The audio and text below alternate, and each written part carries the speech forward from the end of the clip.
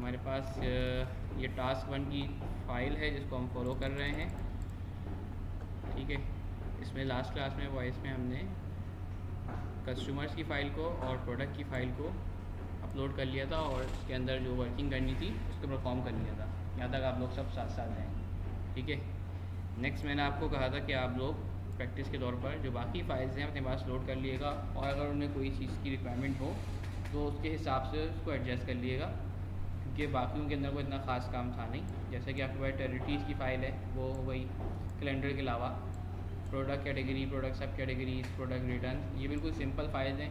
बहुत हो गया डेट के फंक्शन डेट के टाइप में नहीं होगी, आप उसको कन्वर्ट कर लेंगे। इंटीजर नहीं होगा, वो स्ट्रिंग होगा, उसको सेट कर लेंगे, सिंपल। ठीक है, कैलेंडर के ऊपर हमें वर्किंग करनी थी, कैलेंडर टेबल के ऊपर। मैं इसको कनेक्ट कर लेता हूँ अपनी तीनों चारों लाइब्रेरीज़ जो अब तक मैंने आप लोगों को पढ़ा दी हैं, तो एक साथ ही लोड कर लेता हूँ।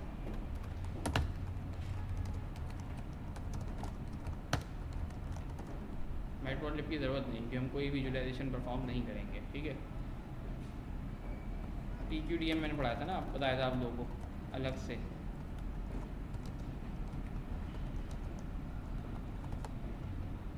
अच्छा, डेट टाइम का डेट के ऊपर क्योंकि वर्किंग करनी है हमें एडिशनल, तो उसके लिए एक लाइब्रेरी होती है डेट टाइम की। सही है, इसको मैं DT के ज़रिए एलियास इसका सेट कर रहा हूँ, DT से डिनोट कर रहा हूँ, ताकि DT जब कॉल करूँ तो डेट टाइम की लाइब्रेरी कॉल हो जाए। ये मेरी डेट टाइम की लाइब्रेरी तक कॉल हो गया है। अब मुझे कैलेंडर की जो वर्किंग है उसको परफॉर्म करना है। df_कैलेंडर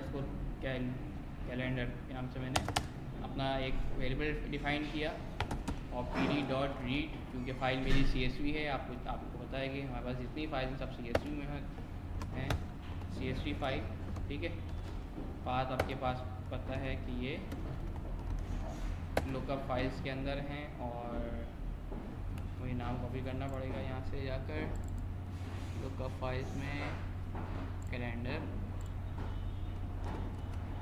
ये मैंने नाम कॉपी किया, इन्वर्टेड कॉमास क्लोज किया, फ़ाइल को सिंपल लोड किया, मेरी फ़ाइल लोड हो गई।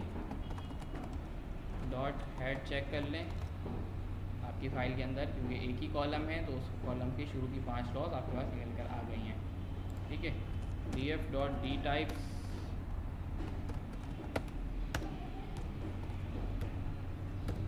थोड़ा सा आज स्पीड में चलेंगे, जिसको समझ में ना आए फ़ौरन पूछ लें। ठीक है, मैं ये अजम्पशन पे चलूँगा कि आप लोगों को सब कुछ आता है, इसे परफॉर्म करके दिखाऊंगा। ठीक है, एक ही कॉलम है, डेट का कॉलम, जिसका टाइप ऑब्जेक्ट ID है। क्या करेंगे, pd.toDateTime, लास्ट टाइम भी परफॉर्म किया था। df_calculator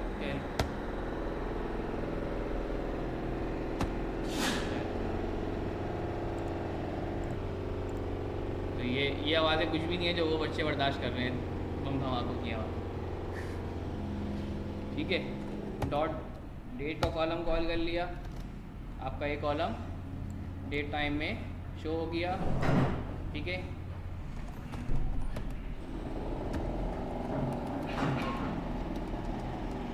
कॉलम से ही इसको रिप्लेस करवा रहा हूँ ताकि ये एक्चुअल में आपके पास जो है वर्किंग रिफ्लेक्ट हो जाए। अब आपका कॉलम जो है वो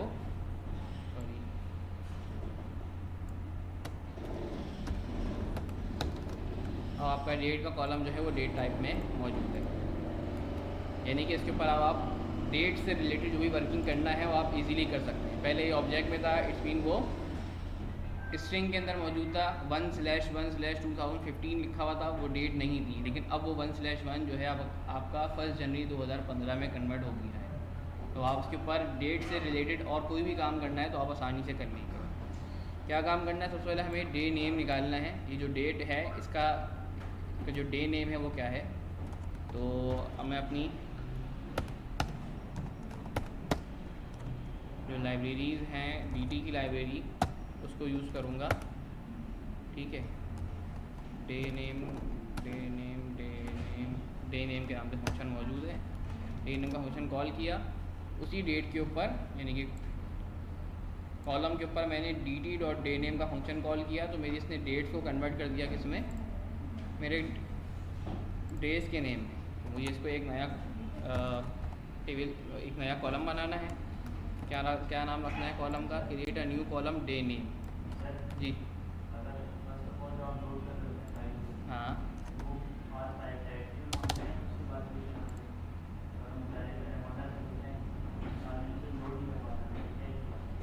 डायरेक्ट आप ये कह रहे हैं कि फ़ाइल को लोड करने के बाद आपका एरर आ रहा होता है। अच्छा देखें, एरर को कभी रीड किया है कि एरर क्या होता है वो? हाँ, path not found, path not found, inverted commas use कर रहे होते हैं, सही है। बाद होगा तो आपका स्लैश बैक स्लैश में कन्वर्ट हुआ होता है, सही है, तो इसको इस फॉर्म में कन्वर्ट कर लिया करें, ठीक है। हाँ, बात प्रॉपर कॉपी नहीं हुआ तब भी एरर होगा, ठीक है। फिर भी अगर एरर आ रहा है तो अब यहाँ पर पास से पहले सिर्फ एक आर लिख दें यहाँ पर, ठीक है। ये रीड की फंक्शनैलिटी अपने अंदर बिल्ड कर लेगा। इट्स मीन ये अब जो भी फाइल है उसको, इसके आगे जो कुछ भी लिखा हुआ है इसको एज अ पाथ कंसीडर करेगा। एक सेकेंड देगा, ठीक है जी। अब आपके पास एक कॉलम और क्रिएट हो गया डे नेम का, जिसके अंदर आपके जो डे नेम्स हैं वो आपके पास यहाँ पर रिफ्लेक्ट कर रहे होंगे। नेक्स्ट पार्ट है कि हमें स्टार्ट ऑफ द वीक बताना है, ठीक है। डेट के डिफरेंट सेगमेंट्स होते हैं, हम सिर्फ डेट्स को डेट, मंथ, क्वार्टर और ईयर में ही कन्वर्ट कर रहे होते हैं, लेकिन जो वीक है वीक वाइज भी डेट को देखा जाता है। जो लोग सेल्स के ऊपर वर्क कर रहे होते हैं वो मोस्टली इस एरिया को वर्किंग कर रहे होते हैं कि उनका स्टार्ट ऑफ द वीक में क्या सेल है या पूरे वीक में क्या उनकी सेल रहेगी, वो वीक टू वीक चल रहे होते हैं, ठीक है। अब हो सकता है उस कंपनी का साइकिल वेडनेसडे टू वेडनेसडे हो, सही है, किसी का साइकिल सैटरडे टू सैटरडे हो, डिफरेंट साइकिल्स हो सकते हैं ना। तो ये स्टार्ट ऑफ द वीक आपको आप अपनी डेट को अगर वीक की स्टार्ट डेट से कंपेयर करना चाहते हैं, बनाना चाहते हैं कि वीक की स्टार्ट, ये जो डेट है इसकी actual start of the week date क्या थी, ठीक है। तो बाय डिफ़ॉल्ट या जर्नल आपका जो वीक स्टार्ट होता है, आपके जो अमेरिकन हैं वो संडे से स्टार्ट करते हैं, बाकी कंट्री कुछ यूरोपियन कुछ मंडे से स्टार्ट करते हैं, कुछ सैटरडे से स्टार्ट करते हैं, सही है। तो ये डिफरेंट वीक के स्टार्ट का क्राइटेरिया सेट हुआ है। पाइथन में भी कुछ सेट हुआ होगा। तो हम क्या करते हैं, फ़िलहाल देख लेते हैं कि हमारा वीक कहाँ से स्टार्ट हो रहा है। जब हमने इस चीज़ को यहाँ पे देखा था तो हमारे पास ये जो फर्स्ट डेट है इसके ऊपर थर्सडे आ रहा है, ठीक है। ये डेट जिस वीक को फॉलो कर रही होगी उस वीक की फर्स्ट डेट क्या है हमें वो निकालनी भी, ठीक है। तो मैं इस टेबल के इस कॉलम के ऊपर dt डॉट वीक डे ये चेक करता हूँ, ऑब्जेक्ट एरर आ रहा है। Week day week day week day week day week day week day, हाँ, इसने मुझे ये बता दिया कि ये जो वीक डे है ये कौन सा, ये जो डे है पहली तारीख, ये आपके वीक का कौन सा दिन है, ठीक है। जबकि मुझे ये नहीं चाहिए, मुझे स्टार्ट ऑफ द वीक की डेट चाहिए। At start of the week date indicator start of this week Monday. अच्छा जी, ये वीडियो से मैंने इसका सोल्यूशन पूछा था, उसने मुझे कुछ जो दिया था वो आपके सामने शो करता हूँ। Unit equals to D, unit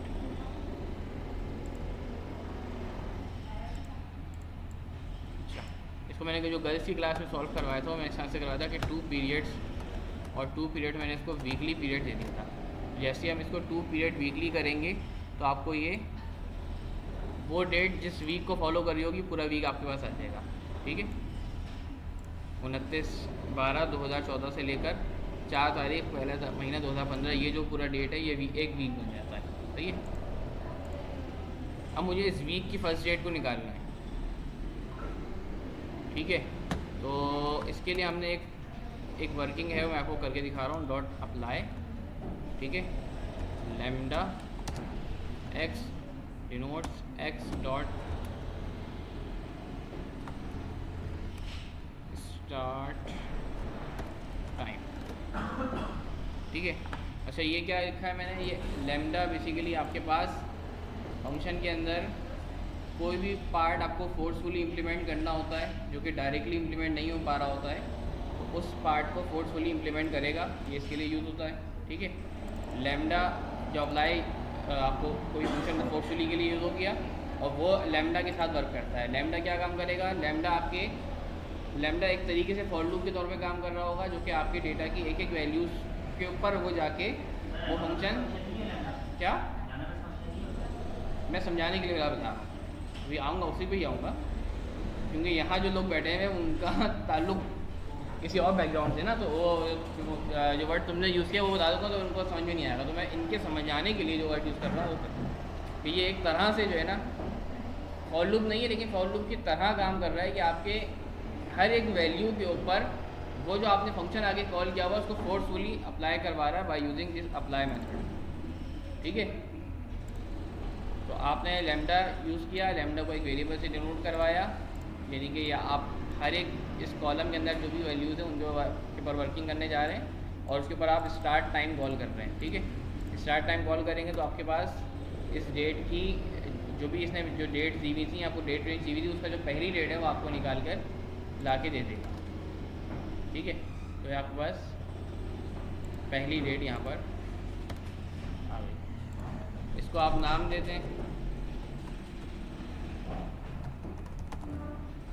start of week का,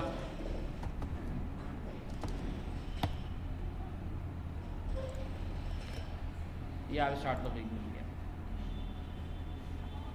अब तुम बताओ हम क्या बोल रहे थे, लैम्डा क्या होता है? क्या? हाँ तो फिर नेक्स्ट पे आ जाते हैं। जिस तरह आपने स्टार्ट ऑफ द वीक निकाला, इस तरह स्टार्ट ऑफ द मंथ निकालना है। ठीक है। यानी कि ये डेट जिस मंथ को फॉलो कर रही है उस मंथ की स्टार्ट डेट क्या है। ठीक है। ये डेट का कॉलम हमारे पास, इसके ऊपर डी का फंक्शन कॉल कर रहा हूँ मैं।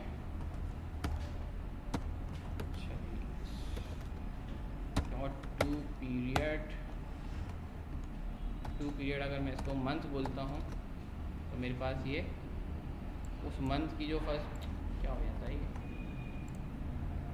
उस मंथ की जो डेट है फर्स्ट डेट वो आ जाती है। ठीक है।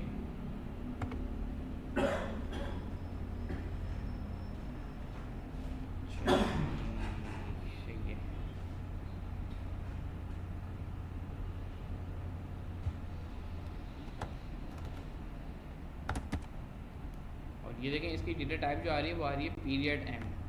ठीक है। तो अगर मुझे इसको डेट बनाना होगा तो मुझे इसको कन्वर्ट करना पड़ेगा इसमें डेट टाइम के फंक्शन में। तो मैं ख्याल में ये अगर जो भी अप्लाई लगा दूँ मैं, अप्लाई से चल जाएगा।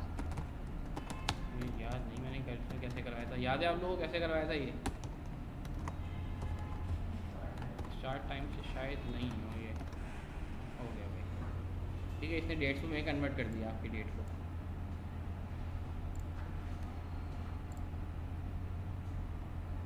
आप सिंपल इसको कहते हैं कि आपका क्या है,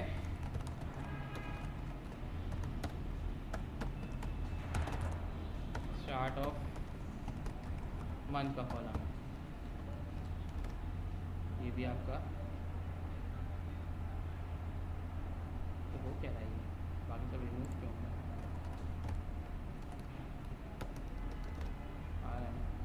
तो ठीक है। मंथ नेम निकालना है। मंथ नेम निकालने के लिए क्या करेंगे,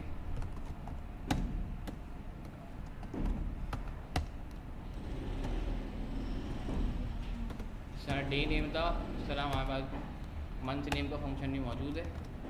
ठीक है। जो भी मंथ का नेम है वो आपको इस तरह से आ जाएगा। ये माउस ख़राब चल रहा है बहुत, इसको ना यूज़ करो।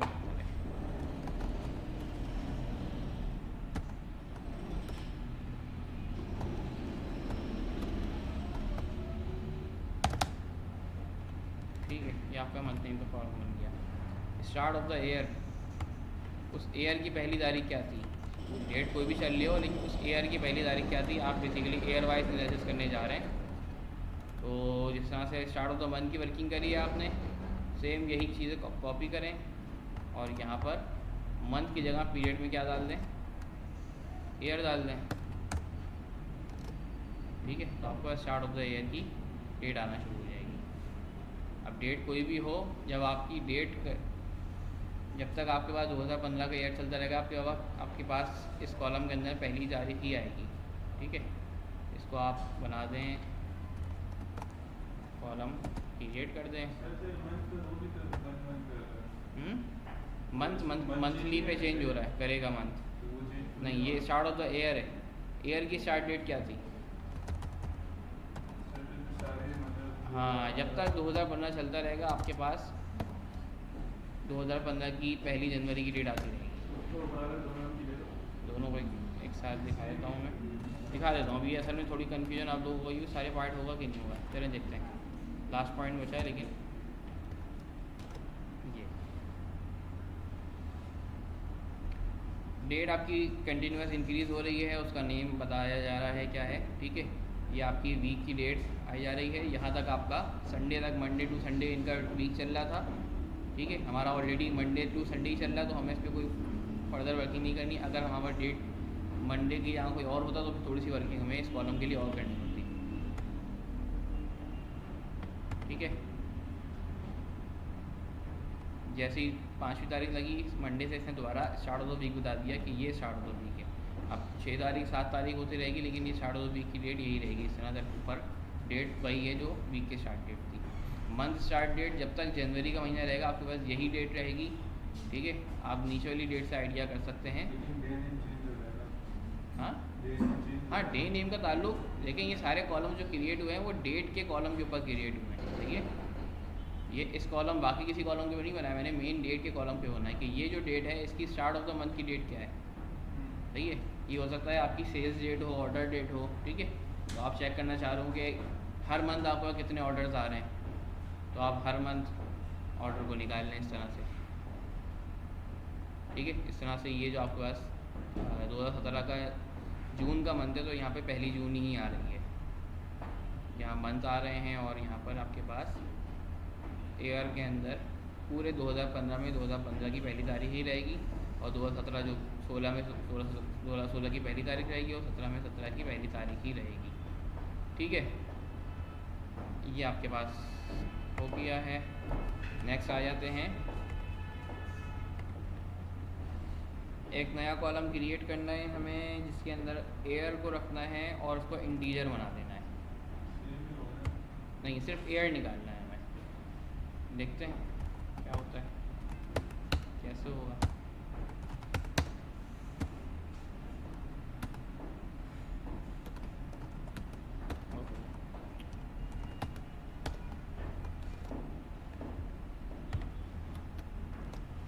ठीक है, ये इंटीजर जिसने dt.air के नाम का फंक्शन था, उसने आपकी डेट में से सिर्फ एयर एक्सट्रैक्ट करके दे दिया। आपको उसको एज एन इंटीजर एक नया कॉलम में सेव कराना है। तो नया कॉलम बना लें, df क्या आपका डेटा फ्रेम हो गया, इसके अंदर आप एयर के नाम से एक कॉलम बना लें। वाइट कलर कर देता हूँ, इक्वल्स टू dt.air। यहाँ आपके सारे पार्ट इस कॉलम इस टेबल के हो चुके हैं। एक दफ़ा इनकी data frame check, data type check कर लें। ठीक है, डे नेम ज़ाहिर नेम है तो ऑब्जेक्ट रहेगा। डेट आपकी डेट टाइम के फॉर्मेट में है, week start of the week date time के फॉर्मेट में है, start of the month date time के फॉर्मेट में है, start of the year date time के फॉर्मेट में है, मंथ नेम ऑब्जेक्ट मतलब ये स्ट्रिंग में, और ईयर आपका इंटीजर में।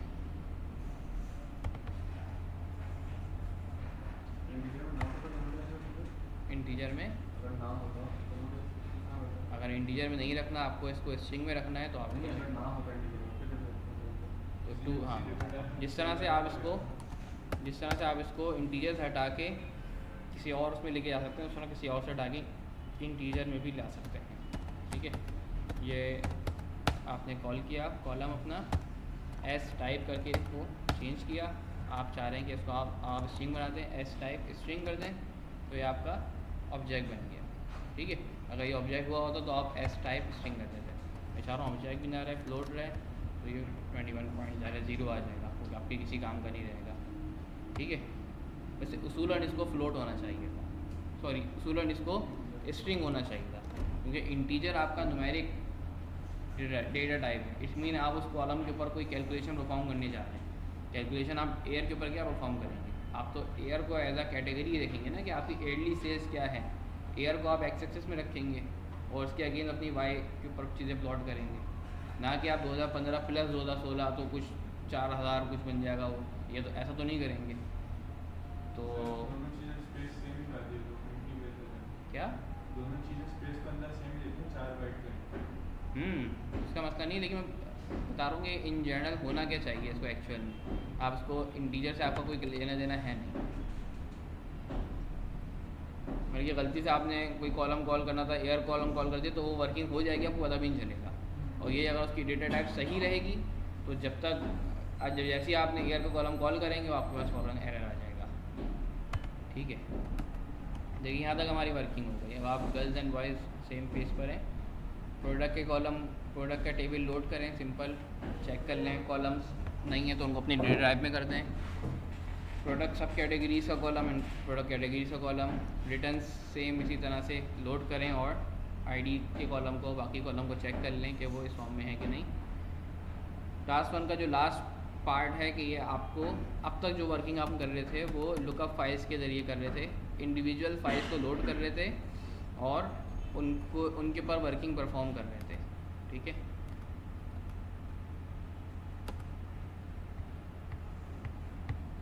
अच्छा ये कि हमने इस फाइल को कहीं सेव नहीं किया हुआ, तो ये भी देख लेते हैं। सेव करने के लिए क्या किया जाता है कि हम जिस तरह रीड CSV करते हैं, उस तरह 2 CSV या 2 Excel भी कर सकते हैं। ठीक है, तो 2 CSV किस नाम से सेव करना है आपको, आप बोलते हैं कैलेंडर .csv एक्सटेंशन दे दिया आपने, तो ये आपकी उसी डायरेक्टरी में सेव करेगा फाइल को जिस डायरेक्टरी से आपने फाइल्स को लोड करना शुरू किया है। ठीक है, इसमें अंदर और बहुत सारे ऑप्शन होते हैं, जैसे कि होता है इंडेक्स का ऑप्शन। इंडेक्स में बोल देता हूँ फॉल्स, वरना वो क्या करता है इंडेक्स का भी एक कॉलम बना देता है खुद से। क्योंकि अगर आप ये नोट करें सिंपल, तो आपके डेटा के अंदर डेटा तो आपने ये दिया था, लेकिन इसने बाय डिफ़ॉल्ट में डेटा के ऊपर आपके एक इंडेक्स का कॉलम खुद ही बना दिया। ठीक है, जब भी आप अपने डेटा फ्रेम को एक्सपोर्ट करते हैं CSV में, एक्सेल में, तो साथ में वो उस इंडेक्स का कॉलम जो उसने बनाया है वो भी लेके चले जाता है। तो अगर आपके वो किसी काम का नहीं है तो आप इंडेक्स इक्वल्स टू फॉल्स कर दें।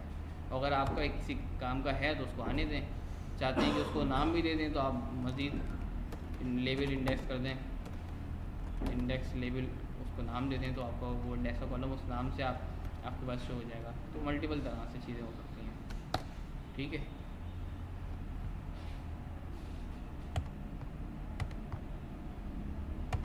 ये मैंने सेव किया क्योंकि मैं इस पोजीशन से, इस डायरेक्टरी से रन कर रहा था अपनी पाइथन को।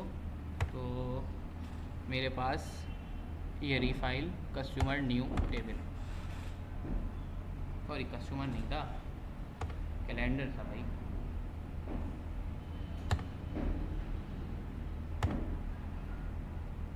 कैलेंडर नहीं दे रहा। अब ये सारी डेट आपके पास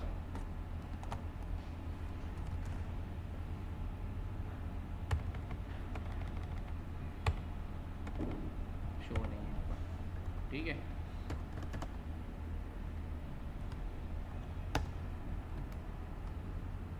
ये भी वर्किंग करने वाला, आप कोई वर्किंग सेव करना चाहेंगे तो वर्किंग इस तरह सेव कर सकते हैं।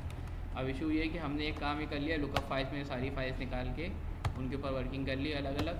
अब हमारे पास एक और फोल्डर है डेटा फाइल्स के नाम से, जिसके मेरे पास 3 साल की फाइल्स हैं, 2015, 2016, 2017। ये तीनों फाइल की सेल्स का अलग अलग फाइल्स बन रही हैं। पहले कंपनीज में इस तरह से ही होता है, अलग अलग फाइल्स बनती हैं एक जगह पे, तो नहीं होगा। या अलग अलग रीजन्स की फ़ाइल होती है, सेम फॉर्मेट पे आ रही होती है। ठीक है, या वीकली फाइल्स उनकी बन रही होती है। तो आपको इस तरह से मल्टीपल फाइल्स जब आप वर्किंग करेंगे तो मिलने के इम्कान हैं।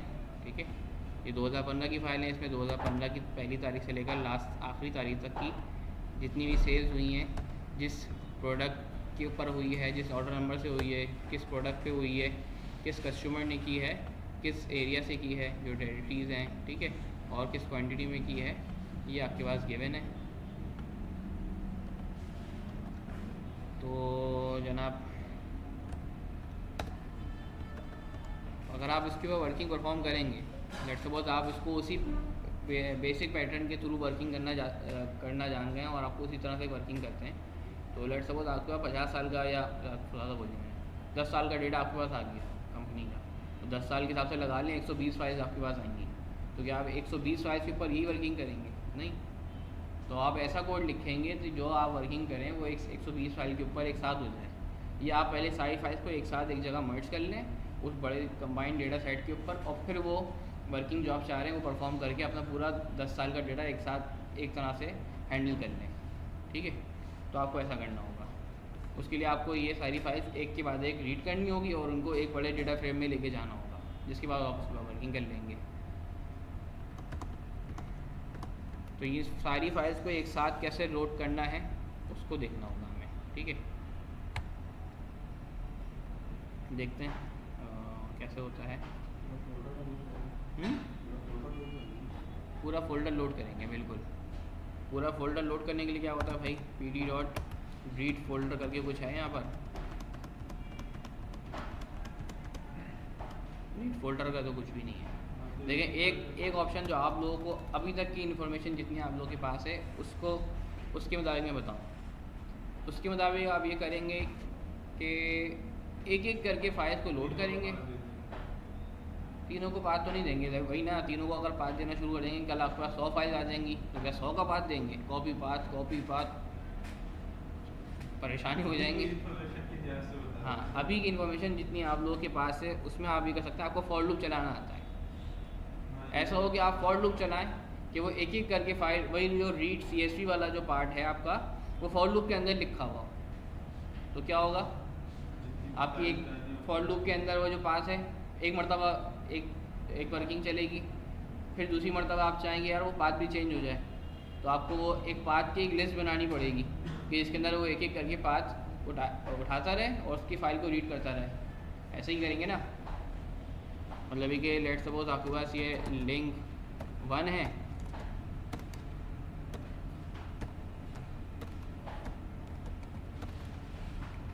ये लिंक 2 है,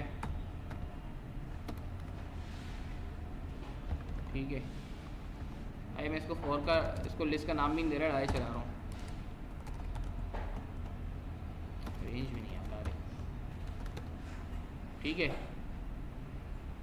अब आप क्या बोलेंगे, मैं इसको हैश में लिख रहा हूँ pd.read CSV, और CSV के अंदर आप जाके बोल दें कि जो, क्योंकि जब आप वर्किंग करेंगे तो लिंक 1 जो है आई से डिनोट हो जाएगा, तो आप बोल देंगे आई, तो फाइल रीड हो जाएगी सिंपल। फिर दोबारा कोड जाएगा, उसके बाद लिंक 2 आएगा, pd.read CSV लिंक 2 रीड हो जाएगा। लेकिन जो रीड हो रहा है उस रीड को आपको कहीं ना कहीं सेव करना होगा, वरना तो रिफ़्रेश हो जाएगा जब वो दोबारा ऊपर जाएगा। डेटा फ्रेम में आपने बोल दिया कि भाई ये data frame equals to pd.read CSV, तो ये इसने रीड कर लिया, दोबारा गया दूसरा लिंक उठाया pd.read CSV, पहला तो गायब हो गया। तो आपको ये करना होगा, आप नीचे आकर कि जो आप रीड करवा रहे हैं उसको किसी जगह पे सेव भी कर लें, यानी आपको एक बड़ा डेटा फ्रेम बना लें, डेटा फ्रेम बिग बोलते हैं इसको, चलें सही है। ये आपने एक बड़ा डेटा फ्रेम बना दिया लेट्स सपोज। अब आप ये बोल दें कि ये जो बड़ा डेटा फ्रेम है, अब ये जो भी डेटा उठे ना वो उसके अंदर चले जाए, ठीक है। दोबारा जाएगा, दोबारा रीड करेगा और ये इसके अंदर ला के अपेंड कर देगा। ऐसे ही खाका बनना है ना आपके जहन में, जो किसी के जहन में कुछ और भी आ रहा है कि ऐसा भी कर सकते हैं। हाँ नहीं, अप्लाई लैम्डा का फंक्शन भी यहाँ पे नहीं चल पाएगा, क्योंकि pd.read CSV एक वक्त में एक फ़ाइल को लोड करेगा, एक सादा फाइल को लोड नहीं कर सकता।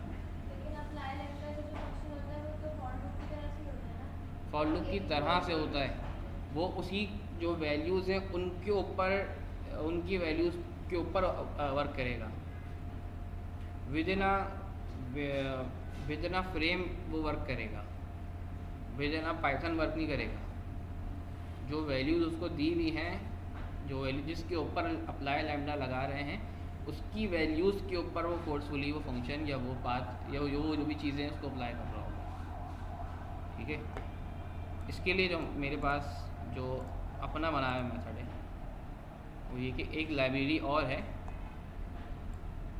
इसको कहते हैं OS, ऑपरेटिंग सिस्टम की लाइब्रेरी। ठीक है, ऑपरेटिंग सिस्टम की लाइब्रेरी जो है इसके पास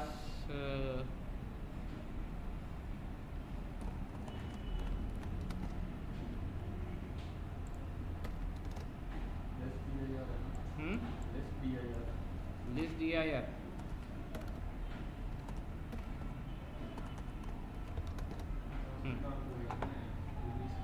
जिस जगह से हम पाइथन को रीड कर रहे हैं ये उसकी डायरेक्टरी बता देगा कि मेरे पास ये डायरेक्टरी है, कि जिस फोल्डर से आप पाइथन रन कर रहे हैं उस फोल्डर के अंदर इतनी सारी चीज़ें मौजूद हैं। ज़ाहिर है यही सब चीज़ें मेरी यहाँ पर मौजूद भी हैं, मुझे नज़र भी आ रहा है।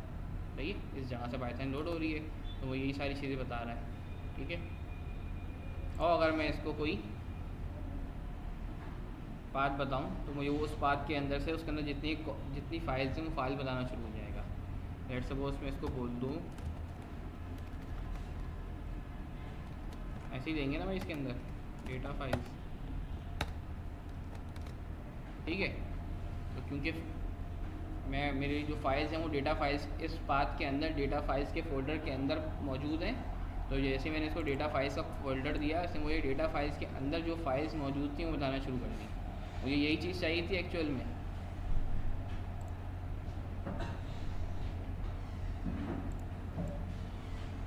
ये मेरी एक लिस्ट बन गई, जो मैं ऊपर कह रहा था कि मुझे लिंक मिल जाए अगर अपनी लिस्ट का, तो अगर मैं इसको बोल दूँ फाइल्स के नाम से इसको डिनोट कर दूँ,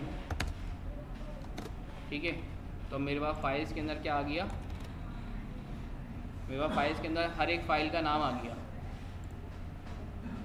ठीक है, अब इसको फॉर के लूप के ज़रिए उठा लेते हैं, फॉर फाइल इन फाइल्स। ठीक है, सिंगल फाइल को मैंने, ठीक है, pd.read.csv और read.csv के अंदर भी मुझे ये फ़ाइल कहाँ पे जानी है, ये डायरेक्ट डेटा फाइल्स के अंदर जानी होगी। तो मुझे पहले अपना पाथ इस तरह से देना होगा, डेटा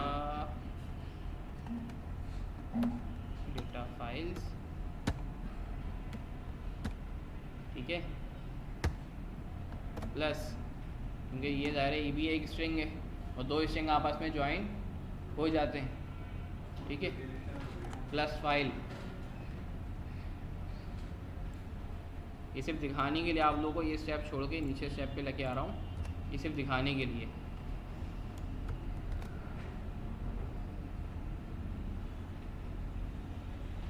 ओके,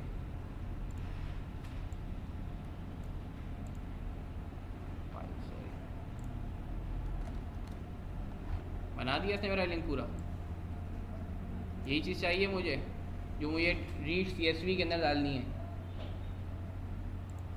अच्छा, मैंने यहाँ ज़ीरो करके क्यों नहीं लिखा, क्योंकि ज़ाहिर है मैं उसको एक एक करके कॉल करवा रहा हूँ, तो मेरा फाइल जो है, फाइल्स का जो नाम है वो खुद फाइल के नाम से, शायद इससे कंफ्यूज हो रहे हैं तो आप इसको F कर लें। ठीक है, ये आपका लिंक बन जाएगा इस तरह से, तो ये नहीं कि ये आपका लिंक बन गया, इसको आप कहते हैं डेटा फ्रेम।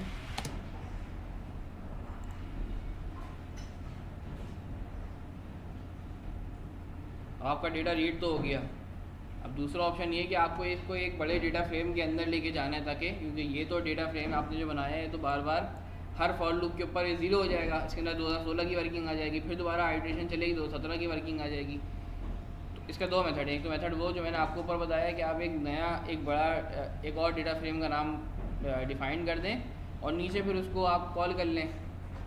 दूसरा ऑप्शन ये है कि इसी डेटा फ्रेम के अंदर एक ऑप्शन होता है अपेंड करने का, कि जो दूसरी वैल्यू आ रही है वो उसके नीचे आ जाए।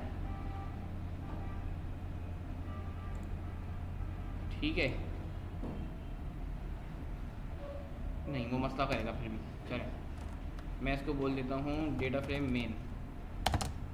और डेटा फ्रेम मेन बनाने के लिए, खाली डेटा फ्रेम बनाने के लिए मैंने बोल दिया डेटा फ्रेम, सिंपल खाली data frame. pd dot data frame आपके पास जो फंक्शन है ये आपको खाली डेटा फ्रेम क्रिएट कर देता है। आप इसकी टाइप चेक कर सकते हैं, सही है, पांडास कोड डेटा फ्रेम जो आपके यूजुअली डेटा फ्रेम्स की टाइप होती है। तो मैंने df_main के नाम से एक खाली डेटा फ्रेम बना दिया, अब इसमें कुछ भी नहीं है, ठीक है। ये डेटा फ्रेम जो बना, अब मैं इसको बोलता हूँ df_main डॉट अपेंड नहीं होता, इसके अंदर होता है, इसके अंदर क्या होता है, मर्ज होता है, मर्ज मर्ज कर दो df को, ठीक है। वो जो डेटा फ्रेम बना 2015 की फ़ाइल वो df मेन में आके मर्ज हो गया। दोबारा कोड ऊपर जाएगा, 2016 की फ़ाइल रीड उठाएगा, f के अंदर पाथ बनाएगा pd.read_csv 2016 वाली पूरी फ़ाइल, उसको df का नाम देगा और नीचे आएगा df.main.merge। मर्ज क्या करेगा तो उस df.main के अंदर 2016 की इंफॉर्मेशन नीचे डाल देगा। दोबारा ऊपर जाएगा, 2017 की फ़ाइल उठाएगा, पूरा पाथ बनाएगा, पाथ बनाने के बाद जो फाइल आपकी हैं उसको मेन के अंदर लाके मर्ज कर देगा, ठीक है। लेकिन ज़ाहिर है ये फॉर लूप है, ये तीन दफ़ा फाइल को लीड करेगा, ज़ाहिर तो टाइम लेगा ये। अपेंड तो आपका लिस्ट का फंक्शन होता है ना, लिस्ट का मेथड होता है ना, इसमें नहीं। तो डेटा फ्रेम है, डेटा फ्रेम के अंदर मर्ज होता है, मर्ज के साथ एक और होता है, उन्होंने ख़त्म कर दिया है, नहीं एक्सटेंड नहीं है, एक्सटेंड नहीं है। मर्ज के अलावा जो है ना एक और था जो पहले यूज़ था, उन्होंने ख़त्म कर दिया है, वो नाम क्या था उसका, कॉन्कैट था शायद।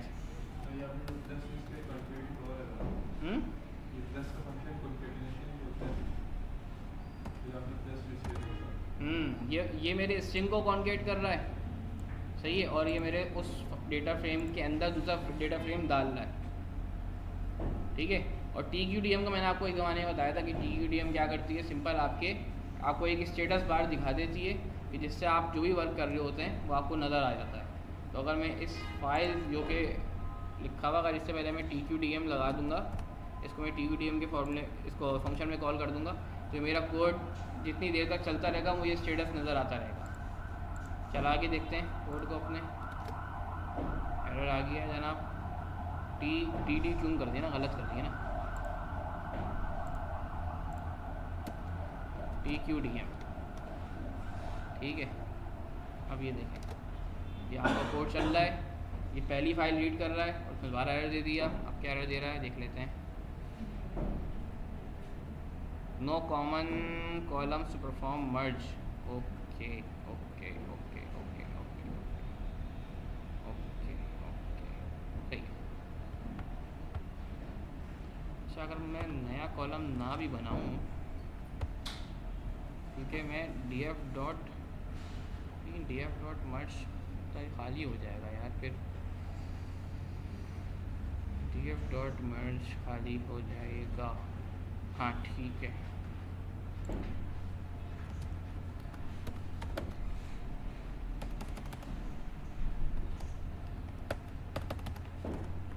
df.concat भी तो होता था ना,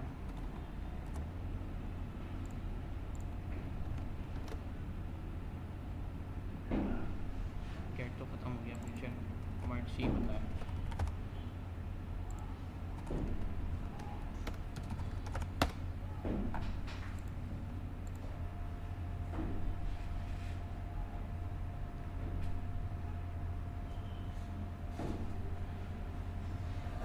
इनर ऑन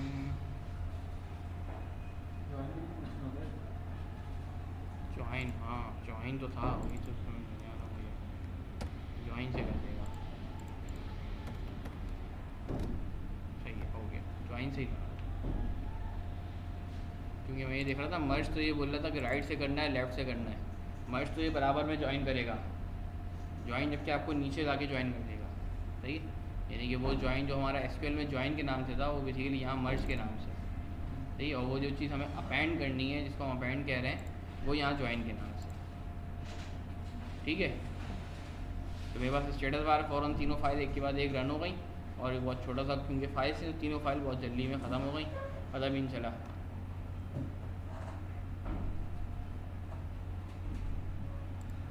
ठीक है, अब आप देख सकते हैं कि आपकी जो DF मेन जो है खाली है अभी भी माशाल्लाह। DF खाली क्यों है भाई? कहाँ मिस्टेक कर रहे हैं इसके अंदर हम?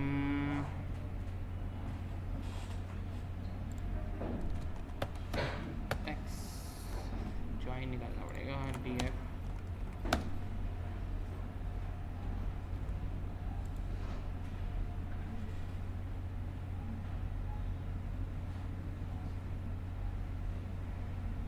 ये भी इनर वाइट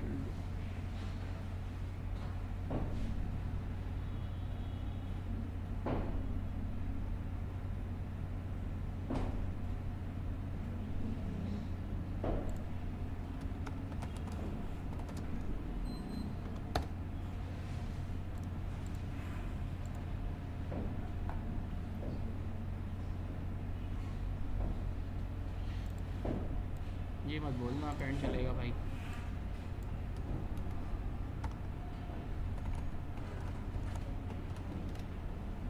पैंट तो नहीं चलेगा ना भाई।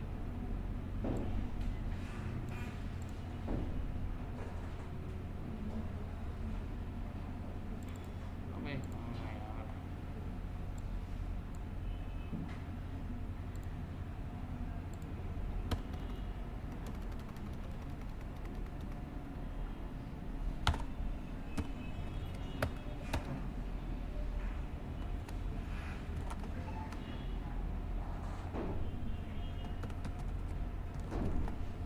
सही है।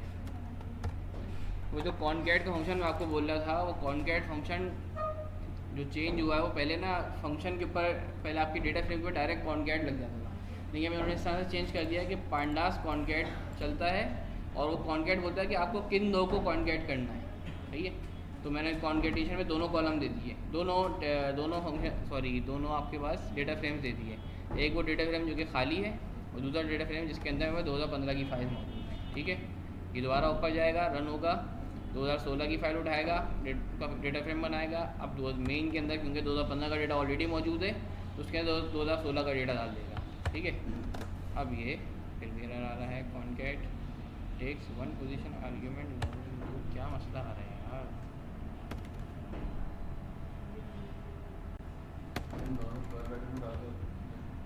नहीं, ये फिर ऐसे होगा, in equals to pd dot concat data frame. ठीक है, GPT कर लेते हैं, ज़्यादा बेहतर ये बिना वजह टाइम ज़ाया करके ना। एक सेकंड ज़रा मैंने किया हुआ है, इसको देख लूँ मैं।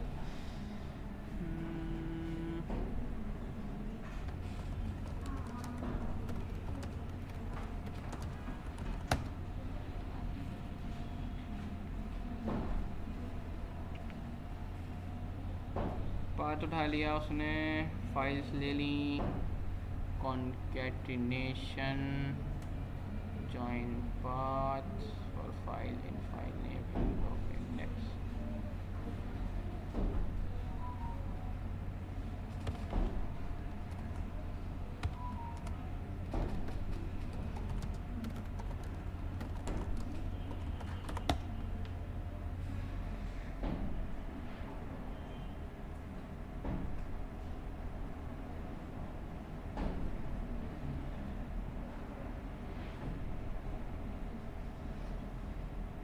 join dot path data frames dot append।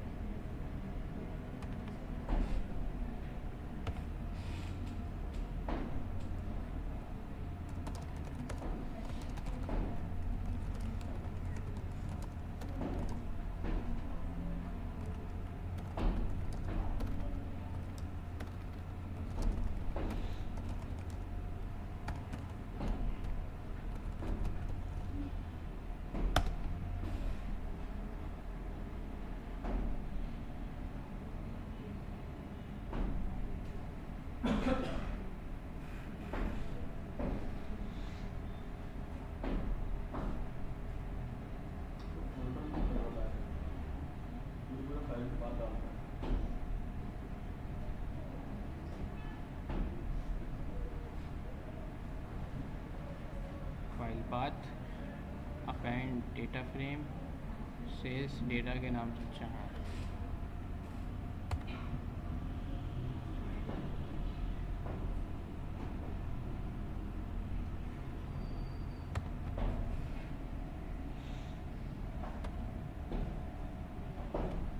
जी तो हम भी अच्छा यहाँ अपेंड लगाया हुआ है इसमें।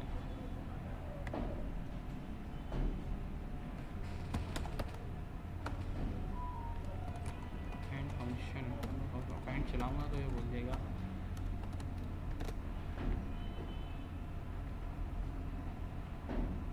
Data frame has no attribute append. तुम यहाँ कैसे चला रहे हो data frame dot not attribute append. ठीक, ऊपर वाला सोल्यूशन ही देख लेते हैं, ज़्यादा आसान है।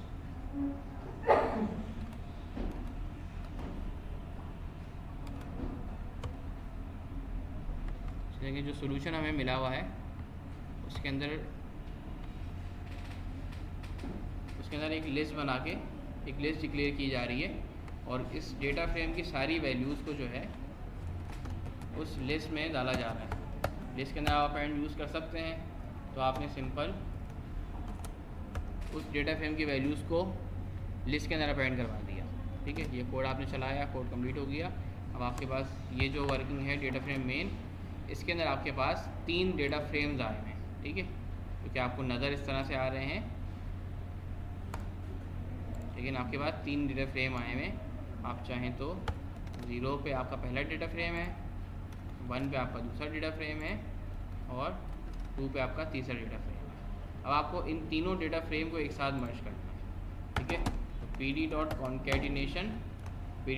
कॉन्केटिनेशन आपकी जो तीनों फाइल जो कि लिस्ट की फॉर्म में मौजूद हैं उनको आपको मर्ज करके दे देगा। ठीक है, ये जैसे ही मैंने रन किया, अब मेरे पास सारा डेटा उन तीनों फाइल्स का, उन तीनों जो मेरे पास एलिमेंट्स मौजूद थे लिस्ट के, वो तीनों डेटा आपके पास एक के बाद एक करके अपेंड हो गया। शुरू में 2015 और आखिर में 2017, टोटल 56,000 आपके पास रॉस अपेंड हो गए। इसको आप कोई नाम दे दें। ठीक है, DF का ही नाम दे दें, सिंपल DF सेल्स का नाम दे दें।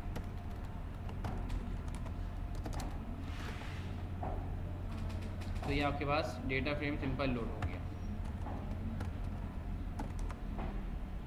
ठीक है, इतनी रॉज हैं, इतने कॉलम हैं और डेटा टाइप चेक कर लें। Order date, stock date object में आ रही है, बाकी कीज़ आपके पास और क्वांटिटीज़ इंटीजर में आ रही हैं। ऑर्डर नंबर आपका ऑब्जेक्ट में आ रहा है और जो ऑर्डर नंबर तो ऑब्जेक्ट में बिल्कुल सही है, लेकिन आपके पास ऑर्डर डेट और स्टॉक डेट आपके पास ऑब्जेक्ट में नहीं बल्कि किस में होनी चाहिए, डेटा टाइप में होनी चाहिए। तो DF सेल्स इक्वल्स टू, मोहतरम ख़वातीन, क्लास दोबारा रिज्यूम हो गई है।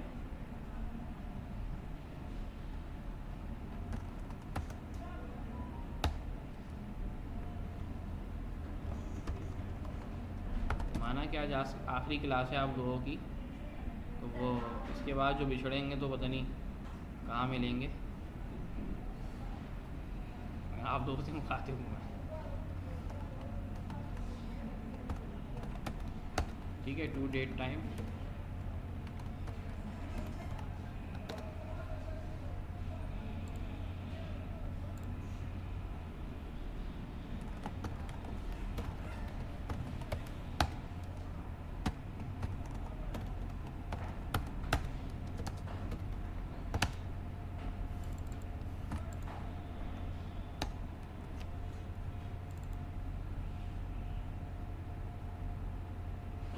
Stock date. स्टॉक डेट का वैसे हमें कोई काम है नहीं, लेकिन फिर भी इसको बनाने में कोई हर्ज नहीं है। ये हमने बना लिया, आपका दोनों कॉलम डेट में कन्वर्ट हो गए हैं। अब क्या करना है इसके अंदर, फ़िलहाल इसके अंदर और कुछ नहीं करना। यहाँ आपके पास पहला टास्क कंप्लीट हो गया है, इस फाइल को कर दें बंद और जल्दी से टास्क 2 की फ़ाइल खोल लें। ये पूरी फ़ाइल आज हम कंप्लीट करके जाएंगे। ये फाइल भी ऑलमोस्ट सेम है, कुछ पार्ट इसमें रिपीटेड थे, कुछ पार्ट जो रिपीटेड उनको नहीं परफॉर्म करेंगे, जो नए हैं उनको कर लेंगे। मैंने सिंपल अपना एक कोड था मेरे पास, ये काम मैंने किसी और जगह किसी और तरह से करवाया था। सही है, मैंने कि ये पूरी चीज़ें ये जो प्रोजेक्ट वो करवा रहा हूँ, ये प्रोजेक्ट बेसिकली मेरा पावर BI का प्रोजेक्ट है जो मैंने यहाँ पे पावर BI के स्टूडेंट्स को करवाया था। तो वही प्रोजेक्ट मैंने कन्वर्ट कर दिया पाइथन के अंदर। सर जो पार्टनर की बाकी सर्विस मैट्रिक्स वगैरह जिसमें वो ग्राफ्स वगैरह बनाते हैं हाँ, वो नहीं पड़ेगा? बताई तो थी, उसकी बेसिक्स बताई थी। इस क्लास में आखिर तक जितनी हिम्मत होगी 6 बजे तक उतना करेंगे, क्योंकि ये देखे दुनिया ऐसे शुरू होती है और ये इसका इख्तिताम अभी तक नहीं है। बस वो एक बताया देखने को। तो वो आज जहाँ तक होगा वहाँ तक करेंगे। अगर ये फ़ाइल भी कंप्लीट नहीं हुई तो इसका अफसोस नहीं करेंगे, ये आप लोगों के लिए चैलेंज हो जाएगा। और इसके अगर ये ख़त्म हो गई आप लोगों की समाज से बेदार नहीं तो फिर इसके बाद की जो चीज़ें जो तवरुक आप मुझसे ले सकते हैं वो ले लें, ठीक है, जब तक मैं यहाँ पर हूँ। हाँ, एग्ज़ाम कौन सा होता है? चलिए आगे बढ़ जाते हैं। दोबारा कैलेंडर का टेबल लोड करना है। स्टार्ट ऑफ द वीक आप निकाल चुके हैं, ज़रूरत नहीं है। वीक एंड निकालना है। अच्छा, एक कॉलम निकालना है, एक कॉलम बनाना है जिसका नाम होगा वीक एंड। जहाँ जहाँ आपके पास सैटरडे या संडे होगा आप उसको वीकेंड बोल देंगे, अदर डेज को आप वीकडेज बोल देंगे। कैसे करेंगे ये लॉजिक? कोई बच्चा बताएगा इसकी मुझे? वो बता नहीं रहा है। अच्छा जी, element for element in minus की जगह मैं ये दे देता हूँ। इफ़ एलिमेंट इक्वल्स टू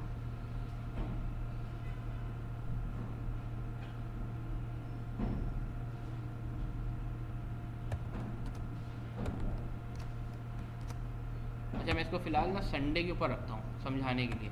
जब चल जाएगा तो सैटरडे भी करवा दूँगा। ठीक है जी, ये आ जाएगा यहाँ पे वीकेंड।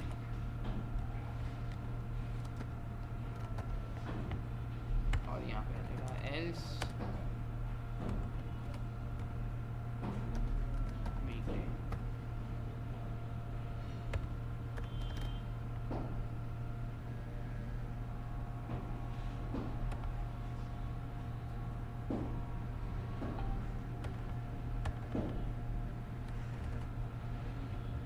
ये मसला दे ही देते हैं ना इन भाई साहब को।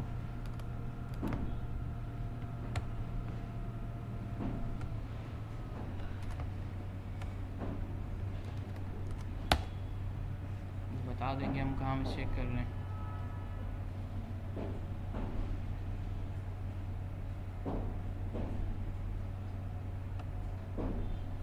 Condition if true else.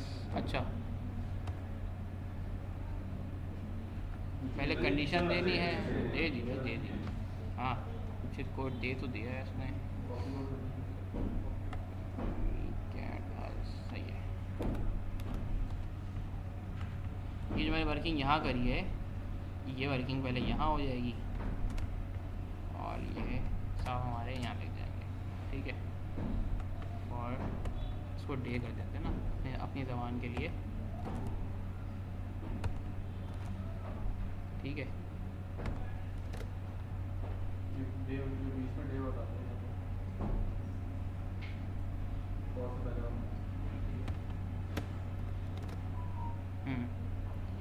ठीक है जी। ये वही कोड है जो ऊपर लिखा हुआ है, बस एक लाइन में लिखा हुआ है। फॉर को लूप इस तरह से चल जाएगा और इससे जो डे निकलेगा उसी के ऊपर हमने कंडीशन लगा दी कि वो वीकेंड हो, अगर वो डे संडे हो, एल्स वो वीकडे हो। और हमें दोनों कंडीशन देनी है तो हम यहीं पर ही दोनों कंडीशन दे देंगे। कॉपी और ठीक है, और इसको कर दें सैटरडे, ठीक है। वो पूरा काम जो आपने मेहनत से किया था वो एक लाइन में भी आप कर सकते हैं, लेकिन अगेन ये कोई एक्स्ट्रा कोई मार्क्स नहीं है इसके। वर्किंग करते करते आइडिया हो जाएगा। सर इफ़ तो इस सिंगल लाइन लग जाता है कि इफ़ के साथ फॉर भी लगाना पड़ेगा। खैर ये भी आ गया, आज हमने कर लिया, समझ में आ गया।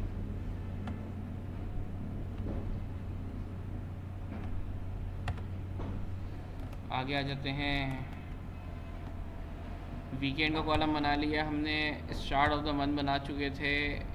Create short day by taking the first 3 letters of day name and make them upper case. जो हमारे पास डे नेम का कॉलम है, इसके शुरू के 3 कैरेक्टर्स को निकालें और उनको अपर केस में कन्वर्ट करके शॉर्ट डे नेम बना दें। अच्छा मंथ हाँ, FRI Friday, SAT Saturday, SUN Sunday, MON Monday, ऐसे ऐसे करेंगे भाई।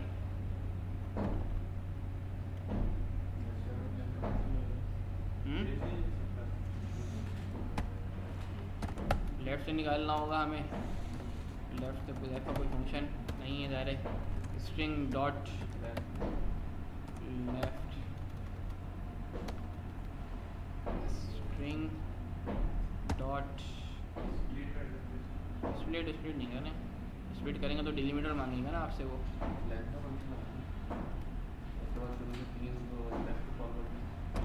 ये कह रहे हैं मैं लाइन निकाल लूँ, लाइन तो एक पूरी कॉलम की लाइन बता देगा मुझे। इतना मुश्किल नहीं है ना, आसान है ना। इस तरह से स्ट्रिंग में कन्वर्ट कर रहे हैं, स्ट्रिंग के बाद इसके पास स्ट्रिंग तो अपर में कन्वर्ट तो कर देगा, ये आपका डेटा अपर में तो आ जाएगा। अब अपर के बाद इसके अंदर मज़ीद हमें 3 कैरेक्टर्स निकालने हैं, तो एक्सट्रैक्ट के नाम से है, देख लेते हैं भाई। Get 3 character from string in Python.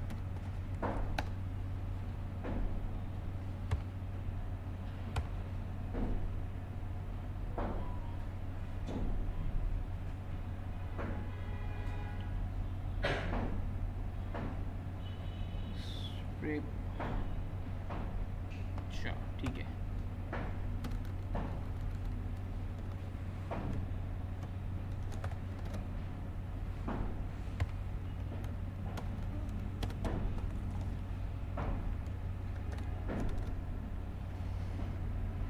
जी भाई। अभी आपकी मर्ज़ी है कि अपर पहले लगाएं या अपर बाद में लगाएं, दोनों फंक्शन काम करेंगे जैसे भी लगाएं, ठीक है। स्ट्रिंग आपका, मैंने इसको स्ट्रिंग बोल के :3 यूज़ किया, ठीक है। ये मैं अपने सिंपल अपना कोई स्ट्रिंग यूज़ करता हूँ, ठीक है। और इसके ऊपर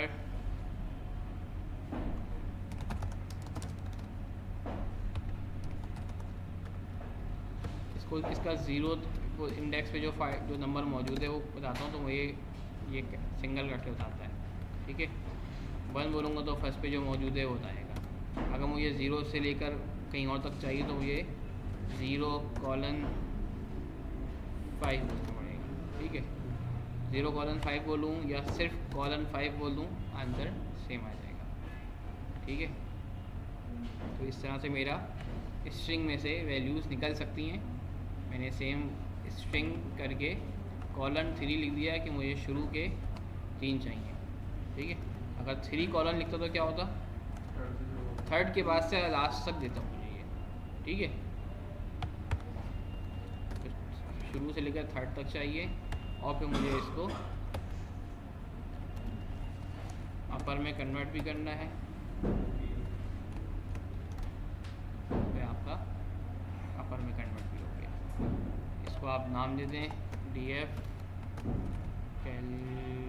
कैलेंडर के अंदर आप बोल दें शॉर्ट डे, ये आपका शॉर्ट डे बन गया। आगे बढ़ जाते हैं। कस्टमर का टेबल, लास्ट टाइम हमने क्या क्या वर्किंग की थी कस्टमर के टेबल के अंदर। एयर एक्सट्रैक्ट करना है बर्थडे का, ठीक है। और फिर हमें करंट एज कैलकुलेट करनी है, जिसके अंदर हमें बर्थडे को और करंट डेट को माइनस करके उस बंदे की एज फाइंड करनी है। आ जाए भाई, फ़िलहाल तो df कस्टमर का टेबल लोड नहीं किया था, pd डॉट रीड csv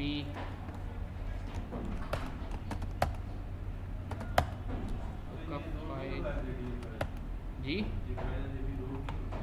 नहीं, मैंने नहीं की ना लोड। ये आज की क्लास में तो मैंने आपको कैलेंडर की फाइल्स पे काम करवाया ना, कस्टमर की फाइल पे तो लोड काम करवाया ही नहीं। अच्छा, आपने वो पूरा जी आपने सिर्फ 3 फाइल जोड़ी। ठीक है,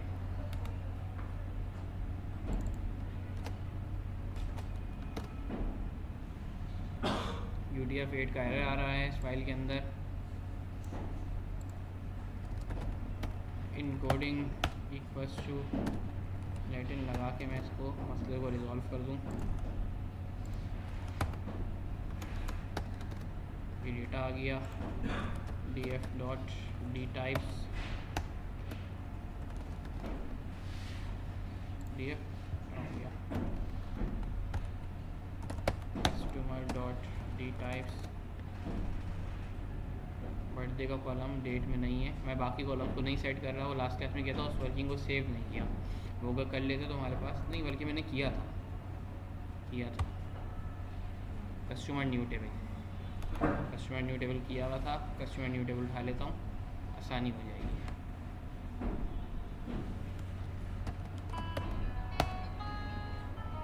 ठीक है,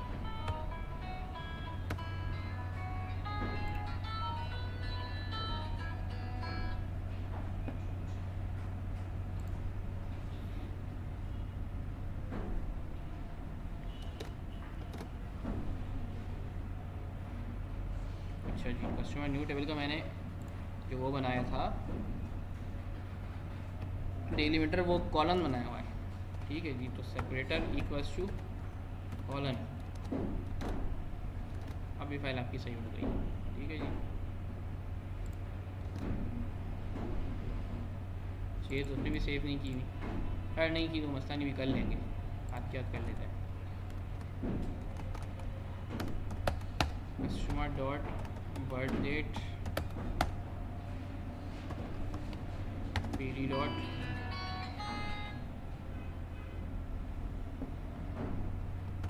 टू डेट टाइम। एक सेकेंड रुकिएगा, मेरा call.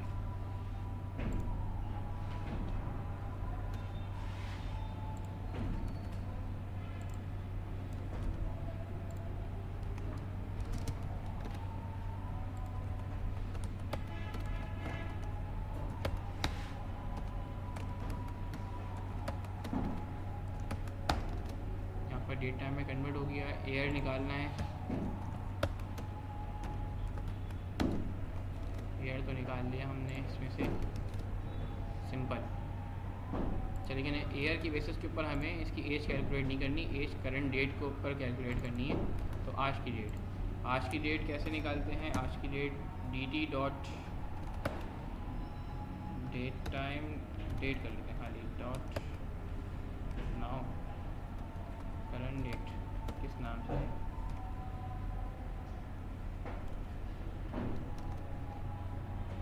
dt dot date time date time.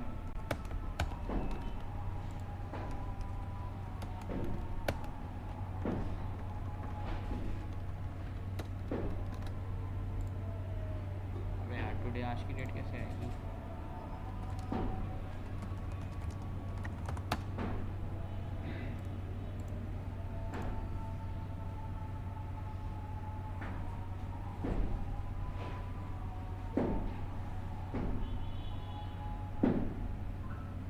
Today सब लगा लिया, टुडे फंक्शन ही था, तो डेट से भी आ सकता है। ठीक है, ये आज की डेट है। मेरे ख्याल में अजान हो रही है, 1.5 घंटा भी हमें हो गया है। एक ब्रेक ले लेते हैं नमाज का, फिर इसको कंटिन्यू कर लेते हैं। ठीक है, 15 मिनट बाद दोबारा मिलते हैं। टाइम तो हो गया। हाँ यार, बोला था ना 15 मिनट, 20 मिनट हो गए। चलें, 5 मिनट वेट कर लेते हैं, रिकॉर्डिंग को करते हैं स्टार्ट। इस कॉलम को हम ऑलरेडी डेट में कन्वर्ट कर चुके हैं, ज़रूरत नहीं है। टुडे के नाम से हमने एक वेरिएबल डिफाइन किया जिसमें pd टाइम स्टैम्प नाउ। ठीक है, आज का जो भी टाइम है उसको यूज़ कर लिया। अच्छा, यहाँ इन्होंने जो है जो टाइम निकाला है वो pd के ज़रिए ही निकाल लिया। हम लोग क्या कर रहे थे, टाइम निकाल लिए थे dt के ज़रिए, dt dot date time dot today करके निकाल लेते। तो वो ज़ाहिर चीज़ें चेंज होती है। ये डेट टाइम की लाइब्रेरी है और ये टाइम स्टैम्प के ज़रिए इसमें टाइम स्टैम्प पांडास के अंदर ही जो है ना आपकी डेट आपको जो ना एक्चुअल आपको डेट टाइम बता देगा, जो इस वक्त जो डेट या जो टाइम हो रहा है करंट, बिल्कुल सही, अभी की आज की डेट, आज का टाइम और आज के मिली सेकेंड तक, ठीक है, मुसलसल चेंज होता रहेगा, ठीक है, सेकेंड मिली सेकेंड चेंज होते रहेंगे। पांडास की अपनी फंक्शनलिटी है। तो जब हमने एक कॉलम को पांडास बनाया हुआ है, दूसरे कॉलम को मैं जब कन्वर्ट कर रहा था पांडास के अंदर, मैं इसको कन्वर्ट कर रहा था टू डेट के अंदर ना, टू डेट टाइम के अंदर कन्वर्ट कर रहा था, तो इसकी कन्वर्जन के बाद भी जो है ये टाइम स्टेप में कन्वर्ट नहीं हो रहा था, बल्कि ये हो तो रहा है बल्कि, ठीक है, डॉट डी टी डॉट, अच्छा ठीक है, जिसने जो कन्वर्ट किया है यानी कि मैं इसकी जगह भी ये फंक्शन यूज़ कर सकता हूँ। अच्छा मैं क्या कर रहा हूँ, दोनों को माइनस करने के बाद सिर्फ डेज निकाल रहा हूँ। अच्छा ठीक है, समझ में आ गया। ये काम तो हम कर रहे हैं बहुत देर से, इसमें हमें सक्सेस नहीं मिल रही, ठीक है। हम अपने एक कॉलम, एक वेरिएबल डिक्लेयर कर रहे हैं टुडे के नाम से, कि जिसके अंदर आज की डेट को कन्वर्ट कर रहे हैं पांडास की डेट के अंदर। ये हमने कन्वर्ट कर लिया सिंपल, ताकि दोनों कॉलम, जो कि मेरे पास कस्टमर का कॉलम भी डेट पांडास की डेट की फंक्शन में, तो टुडे भी पांडास की डेट में आ जाए, तो दोनों की वर्किंग करना आसान हो जाए, ठीक है। जब मैं ये वर्किंग कर रहा था तो मेरे पास डेज आ रहे थे जी, हाँ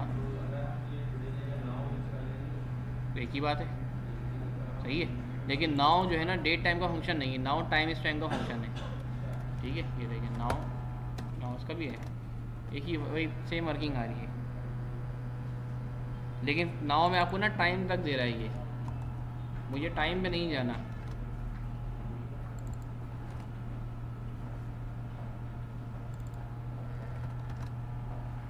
नाउ में और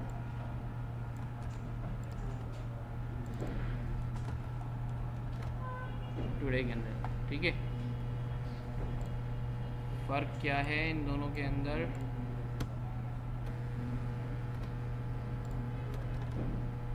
सेम है भाई, कोई फ़र्क नहीं है, दोनों में से कोई भी यूज़ कर लें, आंसर सेम आ रहे हैं, तो नाउ यूज़ कर लें, मसला नहीं है, नाउ से भी वर्किंग हो जाएगी और टुडे से ही वर्किंग हो जाएगी।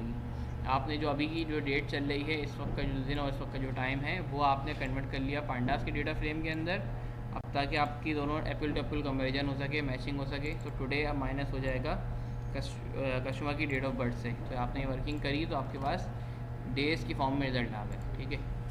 अब यहाँ पर आप सिंपल dt डॉट डेज लगा रहे हैं, तो आपकी ये जो डेट्स हैं ये सिंपल इंटीजर डेज बन रहे हैं, ठीक है, क्योंकि ये आपकी जो इसकी टाइम डेल्टा हुई हुई है, तो यानी कि ये एक टाइम की टाइप है, टाइम की टाइप के ऊपर आपके पास डेट के फंक्शन लग सकते हैं, ठीक है। इस तरह डेट के ऊपर मैं dt डॉट एयर करके एयर निकाल सकता था, इस तरह मैं किसी भी टाइम की फंक्शनलिटी के ऊपर टाइम के मल्टीपल चीज़ें निकाल सकता हूँ, ठीक है। तो मैं इसके जो डेज़ बनते हैं वो निकालूँगा। अच्छा अगर मैं इसको मंथ कंट्रोल कर दूँ तो मुझे ये मंथ नहीं दे रहा, क्योंकि ये डेज़ में डायरेक्ट डेज़ ही निकाल के देगा, अगर ये मंथ होता तो मैं मंथ लगाता तो मंथ निकाल के आ जाते। तो अभी ये जो डेज़ आ गए, अब ये इंटीजर फॉर्म में डेट्स है, ठीक है। पहले हम क्या कर रहे थे, पहले हम यहीं पर इसको डिवाइड बाय 365 करने की कोशिश कर रहे थे, जो कि कन्वर्ट कर रहा था, लेकिन इन फॉर्म ऑफ डेज और कुछ टाइम समेत टाइम तक बता रहा था कि ये इसको 58 दिन और क्या क्या बता रहा था, जो कि हमारे लिए किसी सूरत सही नहीं थे। तो ऐसी सिचुएशन के लिए आप इसको पहले कन्वर्ट कर लें डेज़ के अंदर और फिर इसको डिवाइड कर लें 365 से। तो अब आपके पास जो डेट्स, अब आपके पास ये जो आ रहा है ये उसकी एक्चुअल बर्थडे निकल के आ रही है। डबल स्लैश फिर से यूज़ किया क्योंकि मैं आगे के इंटीजर्स नहीं चाह रहा, मैं चाह रहा हूँ कि जो सिर्फ जो पहला वाला पार्ट है वो मेरे पास निकल कर आ जाए, ठीक है।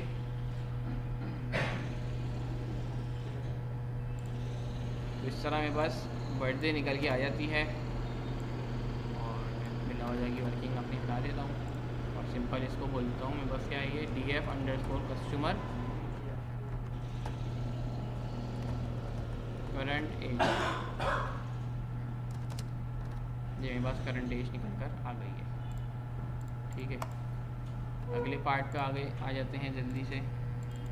ये हो गया पेरेंट्स के नाम से कॉलम बनाना है हमें, जिसके अंदर मार्क करना है यस अगर वो उसके पास children zero more than zero हो, ज़ाहिर है जिसके पास चिल्ड्रन नहीं होंगे, जिसके पास एक से ज़्यादा चिल्ड्रन होंगे तो वो आप उसको बोलेंगे वो पेरेंट्स हैं, अदरवाइज़ उनको बोलेंगे कि ये पेरेंट नहीं है।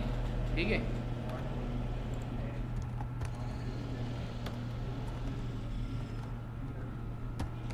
ये आपके पास डेटा है, आपके पास column total number of children आपके पास गिवन आ रहे हैं।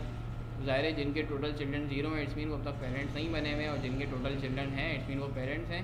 तो आपने कस्टमर्स को पेरेंट्स और नॉन पेरेंट्स में कन्वर्ट कर रहे हैं। ज़ाहिर है जो पेरेंट्स होंगे उनकी शॉपिंग चेंज होगी और जो नॉन पेरेंट्स होंगे उनकी शॉपिंग चेंज होंगी।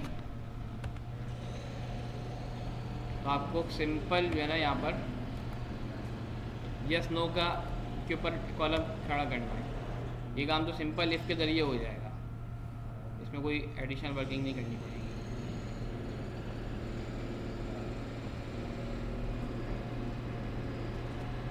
जैसे भाई यस इफ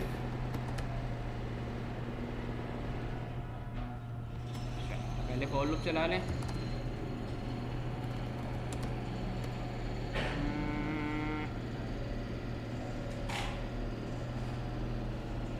एक्स आई कर लें आई और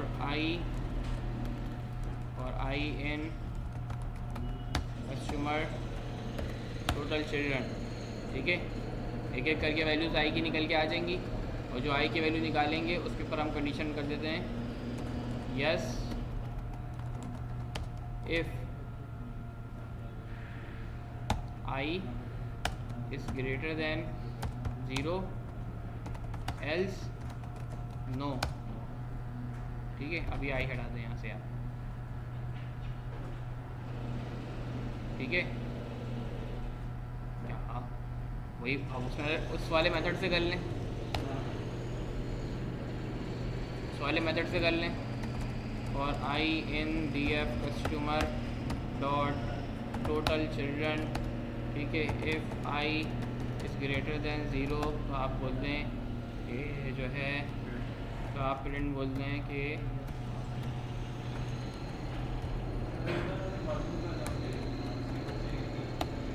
बच्चे कितने नहीं हैं। अगर जिसकी वैल्यू ज़ीरो से ज़्यादा है, नहीं उसके बच्चे हैं, एक हैं, दो हैं, तीन हैं, जितने भी हैं, पेरेंट तो वो है ना। सही है, जिसके ज़ीरो हैं यानी वो पेरेंट्स नहीं हैं। तो पेरेंट्स और नॉन पेरेंट्स की शॉपिंग आप इससे अलग अलग कर सकते हैं कि आपके पास जो कस्टमर्स हैं उनमें पेरेंट्स कितनी शॉपिंग कर रहे हैं और नॉन पेरेंट्स कितनी शॉपिंग कर रहे हैं। ठीक है, फिर उनका आप एरिया फाइंड कर सकते हैं। जो पेरेंट्स हैं वो जो शॉपिंग कर रहे हैं तो वो किन एरियाज़, वो किन प्रोडक्ट्स की ज़्यादा शॉपिंग कर रहे हैं। तो मोस्टली बच्चों के पैम्पर, फीडर, ये सब उनकी शॉपिंग हो रही होगी। हाँ, काउंट से क्या लेना देना नहीं है ना, जो भी होगा शॉपिंग तो वही होगी ना, नेचर ऑफ शॉपिंग तो वही होगी ना उनकी। ठीक है, और जो नॉन पेरेंट्स होंगे उनकी शॉपिंग नेचर डिफरेंट होगी। तो आप एक आइडेंटिफायर बना रहे हैं सिंपल यस नो का। हाँ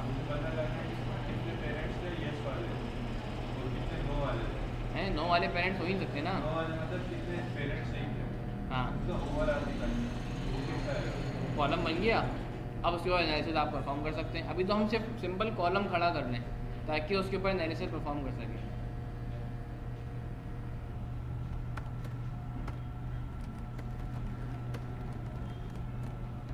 भाई सिंपल ऐसे हो जाएगा, ये तो समझ में आता है ना, ये वाला एरिया इसको इस तरह से कर लें। पेरेंट के नाम से एक लिस्ट डिक्लेयर करा दें और यहाँ पर जो है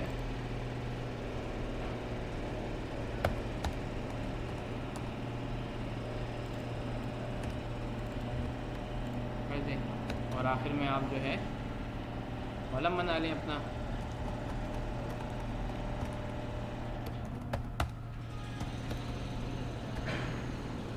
इस पेरेंट के नाम से बना दें। ठीक है, इस पेरेंट और उसको बोलने के जो कुछ पेरेंट के अंदर आए वो उठा लो, चला दें। ये बन गया, आपके पास कॉलम बन गया।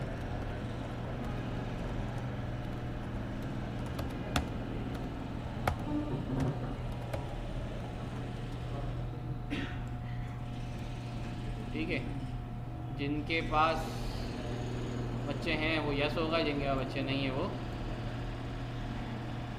नो होगा। ठीक है, ये आपके सामने आ रही हैं वैल्यूज़।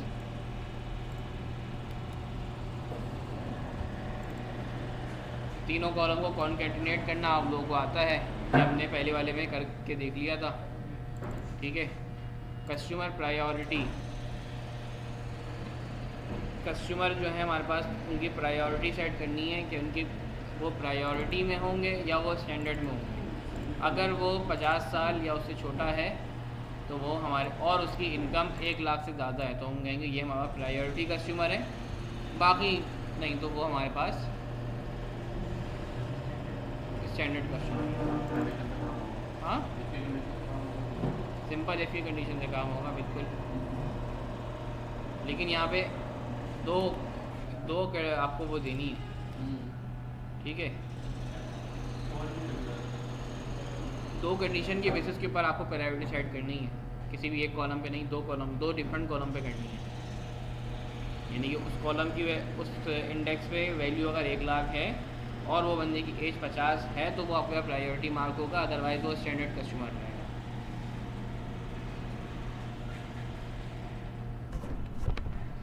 पुराना कोड देखें जो उस पर आपने काम किया हुआ है, ये बिल्कुल इसी तरह से ही होगा।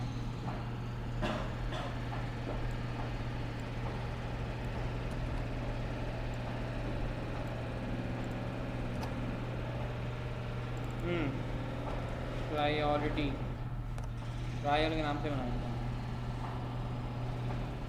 अच्छा, मसला है कि आपको दो वैल्यूज़ एक साथ उठानी है। अभी तो आप एक ही वैल्यू उठा रहे थे ना, एक ही कॉलम से वैल्यू उठा रहे थे। अब आपको दो वैल्यूज़ दो कॉलम से एक साथ वैल्यू उठानी है। क्या करेंगे उसके लिए, ट्राई करके देखते हैं कैसे होता है ये काम। फॉर आई इन और आई कॉमा जे इन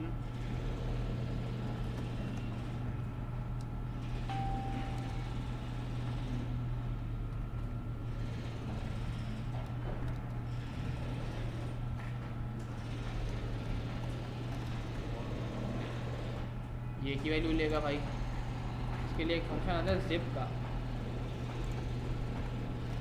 हाँ, ये उठाए। ठीक है भाई, जिप आपके मल्टीपल लिस्ट को एक साथ एक ही फॉर लूप में उठा लेगा। ठीक है, जिप यूज़ किया तो आप एक ही वक्त में दोनों के पहले इंडेक्स की वैल्यू डालेंगे। हाँ, मैट्रिक्स नहीं बना रहा ये मल्टीपल कॉलम्स को या मल्टीपल लिस्ट की वैल्यूज़ को एक साथ उठा लेगा, एक साथ आइटरेशन चला देगा। वरना आपको क्या करना पड़ता, वरना आपको एक उठाना पड़ता, फिर उसको दूसरी वैल्यू को नहीं कहाँ से उठाते आप, फिर जाके वर्किंग हो पाती है आपकी सही तरीके से। या आपके दोनों वैल्यूज़ एक साथ उठ जाएंगी। हाँ, सिंपल, बस ये आप जिप कॉपी करें अपना।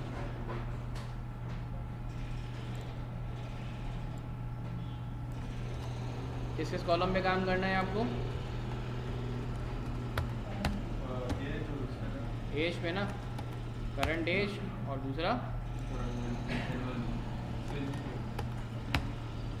इनकम। हाँ, एनुअल इनकम। अरे यार, एनुअल इनकम को मैंने कन्वर्ट नहीं किया था, अभी अदियत देगा।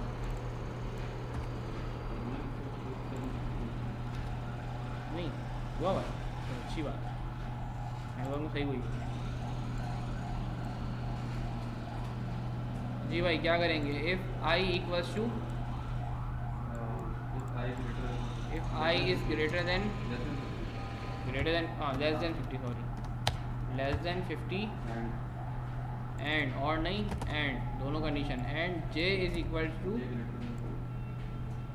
जे ग्रेटर देन कितना होना चाहिए, 1 लाख। 1 2 3 सही रखिए पूरे। ऐसी कंडीशन में आप क्या कर दो, प्रायोर के अंदर क्या डाल दो कि ये प्रायोरिटी कस्टमर है, नहीं तो आप प्रायोर के अंदर डाल दो स्टैंडर्ड कस्टमर है। ठीक है, क्लियर है सबको? एक कोड चला और एरर आ गया, जैसे आता है हर दफ़ा। अच्छा अच्छा अच्छा, क्योंकि क्योंकि क्योंकि क्योंकि क्योंकि ये जो वैल्यूज़ दे रहा है इन फॉर्म ऑफ टपल दे रहा है, तो हमें इसको टपल यूज़ करना पड़ेगा। टपल यूज़ करने के लिए क्या करना पड़ेगा? वो सॉरी, जे डिक्लेयर ही नहीं किया हुआ ना भाई, जे डिक्लेयर ही नहीं किया हुआ, कोड सही लिखा है। जब जे डिक्लेयर नहीं किया तो उसने आई के अंदर ही एक टपल बना के दे दिया वैल्यूज़ का। ये देखें, जब मैंने जे डिक्लेयर नहीं किया तो इसने वैल्यूज़ को इस फॉर्म में देना शुरू कर दिया। ठीक है,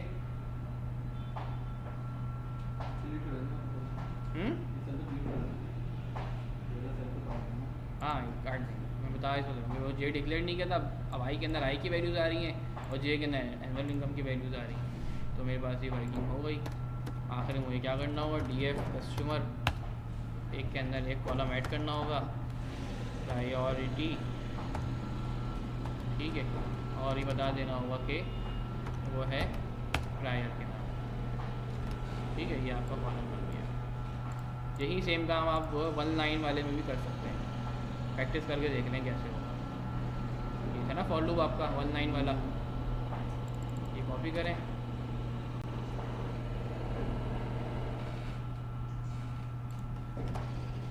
इफ़ की कंडीशन, फॉर की कंडीशन कहाँ है, फॉर की कंडीशन पूरी ये रही आपकी।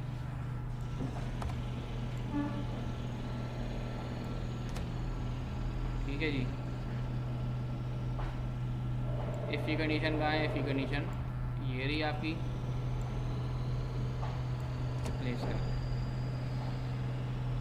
वैल्यूज़ को अपने यहाँ से रिप्लेस कर दें।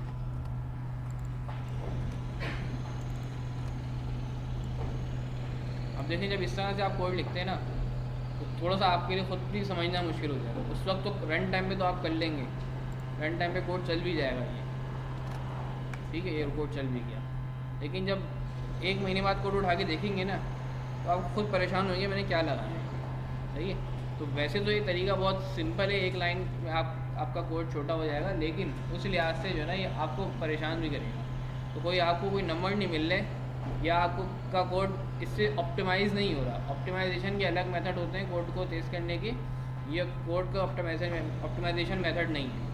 तो अगर आपकी कोड की एफिशिएंसी में फ़र्क नहीं पड़ रहा है तो आप क्यों उतना अपना दिमाग ख़राब करेंगे कि आपको इस कोड को अगर डीबग करने जाएँ तो आप क्या करेंगे, I50 और J, अब IJ क्या है, IJ जिप से निकल रहा है, अच्छा I के अंदर ये है, J के अंदर, थोड़ा मुश्किल हो जाएगा। सही है,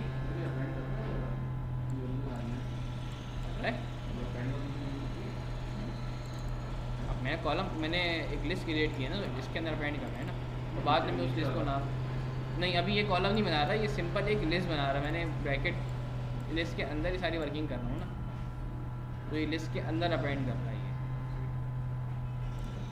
बाद में मैं इसको पूरा नाम दे दूँ कॉलम का। ठीक है, क्योंकि आपकी एक वर्किंग है। अब आ जाएं प्रोडक्ट के टेबल के ऊपर। देखिए, प्रोडक्ट के टेबल के अंदर आप सेम इसी मेथड से, ये भी थोड़ा सा अलग ही मेथड है, ये भी करवा देता हूँ। प्रोडक्ट का टेबल लोड करें,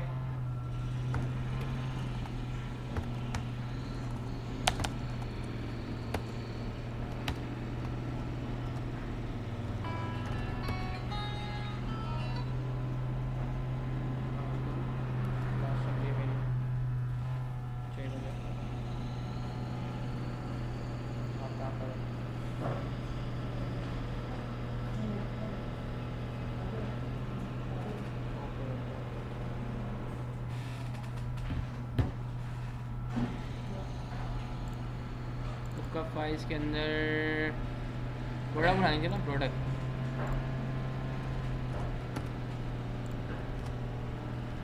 ये आपकी आ गई प्रोडक्ट।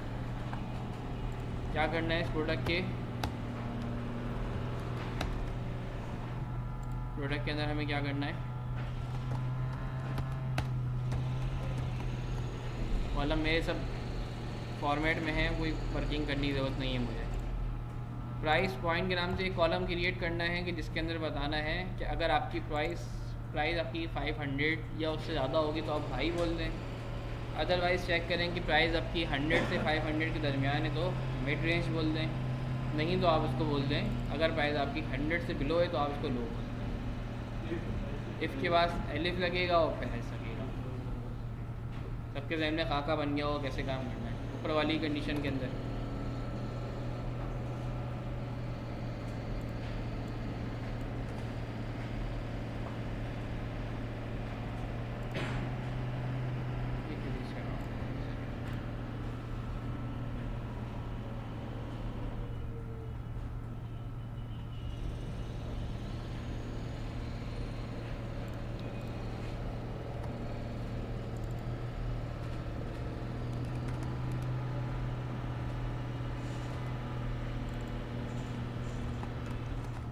प्राइस रेंज के नाम से एक कॉलम, सिंपल जिप की ज़रूरत नहीं है, आप सिंपल कस्टमर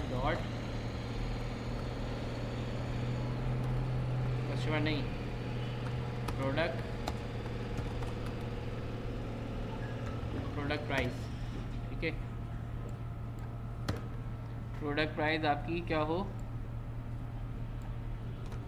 ग्रेटर देन 500 हो तो क्या करना है, हाई करना है। एल्स इफ प्रोडक्ट प्राइस अब मैं इसको ग्रेटर देन 100 लिखूँ या पूरा लिखूँ greater than 100 and I is less than 500, बात एक ही है, सही है, क्योंकि आपने हाई रेंज पहले डिफ़ाइन कर दी है तो आप उसके बाद जो सेकंड हाईएस्ट है उसको डिफ़ाइन कर रहे हैं, तो उसके लोअर पॉइंट को डिफ़ाइन कर दें कि 100 से बड़ी है तो इट्स मीन वो सारी चीज़ें जो 500 से छोटी हैं वो उसी में आके फॉल करेंगी, ठीक है। तो बिला वजह लेस देन इक्वल टू करके टाइम ज़ाया नहीं करें। ये आपका हो गया मिड। अच्छा, तीसरा वही जो 100 से छोटी होंगी तो आप उसको लेस देन 100 करें या इक्वल टू 0 करके अलग से डिफ़ाइन करें या खाली एल्स बोल दें, तो वो आपकी वर्किंग हो जाएगी। इस नाम से प्राइस पॉइंट मैंने बोल दिया, प्राइस रेंज के नाम से ये फंक्शन बना रहा हूँ, ठीक है। अबे यार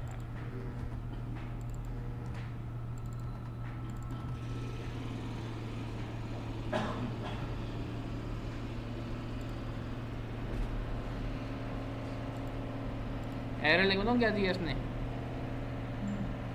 बताएं। क्योंकि मेरे पास प्रायर तो ऊपर डिफाइंड हुआ था ना, उसने प्रायर के अंदर हाई मिड लो करके डाल दिया तो वो प्रायर मज़ीद बड़ा हो गया। अब जब उसको कंपेयर कर रहा है इससे तो ये बोल रहा है कि यार दोनों की रेंज बराबर नहीं है, सही है, तो उसने एरर वो दिया है। लेट्स सपोज किसी भी वजह से दोनों को रेंज सेम होती ना तो ये जाने देता, ठीक है।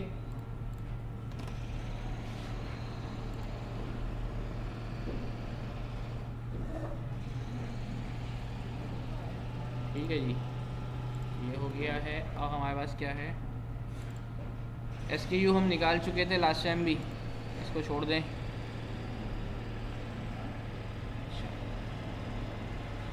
अब कुछ बेसिक मेजर्स बनाने हैं, यानी कि हमें कुछ कॉलम्स नहीं बनाने, सिंपल वैल्यूज़ निकाल के। टोटल ऑर्डर्स कितने हैं हमारे पास, आपके पास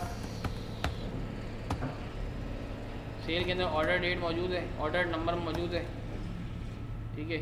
ये ऑर्डर नंबर रिपीट भी हो रहा है, आपने देखा था, क्योंकि एक बंदा ये जो डेटा आपके पास है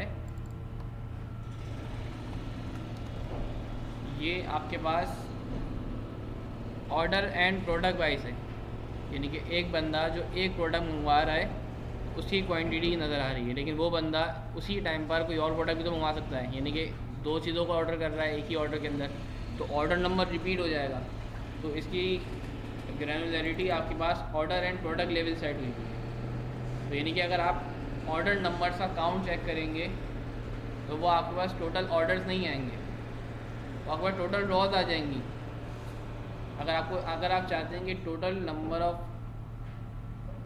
ऑर्डर फाइंड करना चाह रहे हैं तो आपको कितने यूनिक ऑर्डर्स हैं उनका काउंट चेक करना पड़ेगा। सही है। ऑर्डर क्वांटिटी का ही आप लेंगे, ऑर्डर क्वांटिटी का काम नहीं बताएगा। ऑर्डर क्वांटिटी तो क्वांटिटी बताएगा ना, इतने क्वांटिटी का ऑर्डर हो गया है।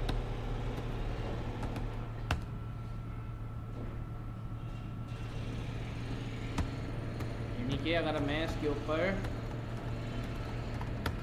ऑर्डर नंबर के ऊपर अगर मैं काउंट लगा दूं,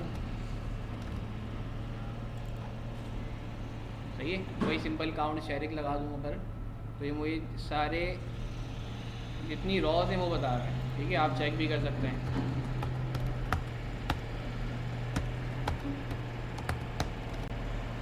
वही जितनी रॉज हैं वो बता रहे हैं। ठीक है, देखिए अगर मैं इसके ऊपर डॉट यूनिक लगा के काउंट लगाऊं, एरर दे रहा है। एरर क्यों दे रहा है देख लेते हैं।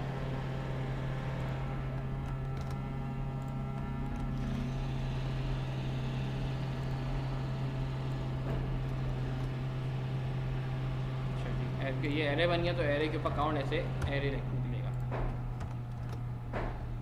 काउंट फंक्शन नहीं है, np.count।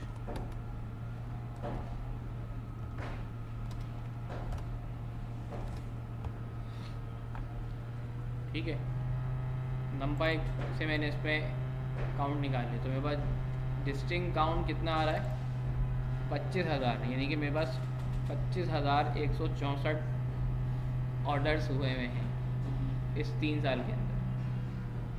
ठीक है, आप इसको हेडिंग डाल दे दें, टोटल ऑर्डर। सिंपल आपने एक वैल्यू बना ली टोटल ऑर्डर्स की, हो सकता है आगे काम आ जाए। टोटल रिटर्न्स, कितना रिटर्न आपके पास आया है, उसके लिए रिटर्न का डेटा आपको लोड करना पड़ेगा। यार रिटर्न का डेटा भी लोड करना पड़ेगा।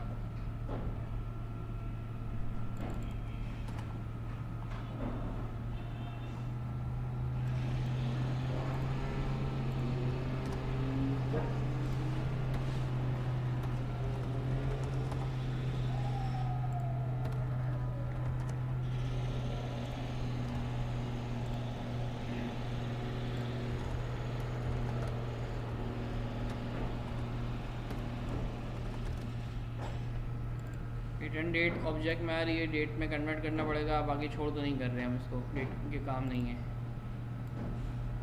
ठीक है, किस रिटर्न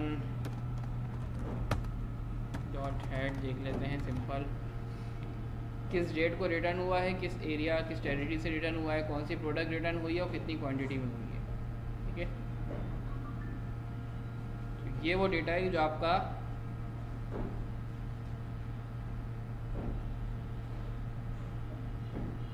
जिस पे अगर आप टोटल रिटर्न्स निकालना है ना। ठीक है, तो अगर मैं इनमें से किसी भी कॉलम के ऊपर काउंट निकाल लूँ तो मेरे पास कितने रिटर्न्स आए हैं वो मेरे पास डेटा निकल कर आते हैं। ठीक है, हाँ सॉरी, डेट के ऊपर करेंगे तो डायरेक्ट डेट में डुप्लीकेट हो सकते हैं। एक दिन में कई रिटर्न भी आ सकते हैं, तो मैं और कई टेरिट अच्छा, तो मैं काउंट डिस्टिंक्ट नहीं निकालना है, सिंपल काउंट निकाल रहा हूँ ना। सही है, मैं सिंपल काउंट निकाल रहा हूँ क्योंकि हर वैल्यू बता रही है कि एक रिटर्न हुआ है। इसको ऑर्डर वाइज में बनाया ही नहीं है, ये कौन से ऑर्डर का रिटर्न हुआ है, सिंपल बता रहा है कि ये जो चीज़ रिटर्न हुई है उसको बता दिया कि इस डेट को इस प्रोडक्ट का इतना रिटर्न आया है। ठीक है, तो सिंपल अगर मैं इसके किसी भी कॉलम के ऊपर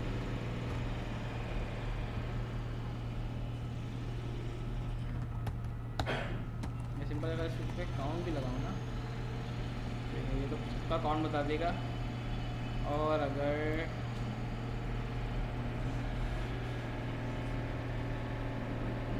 किसी भी कॉलम का ले लूँ,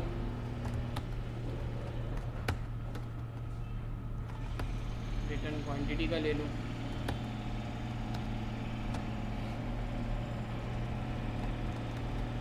इसका आ गया। ठीक है, कॉलम के बजाय मैं डायरेक्ट इस तरह भी कर सकता हूँ। शेप मुझे रॉ इन कॉलम बता देगा, ठीक है।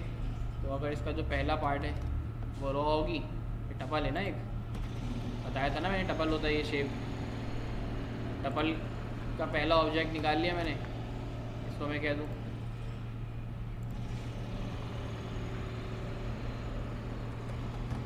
TF, सॉरी क्या बोलना है, तो टोटल रिटर्न, टोटल रिटर्न बता दिया आपने। अब क्या बताना है, calculate the revenue, order quantity को मल्टीप्लाई कराना है प्रोडक्ट प्राइस से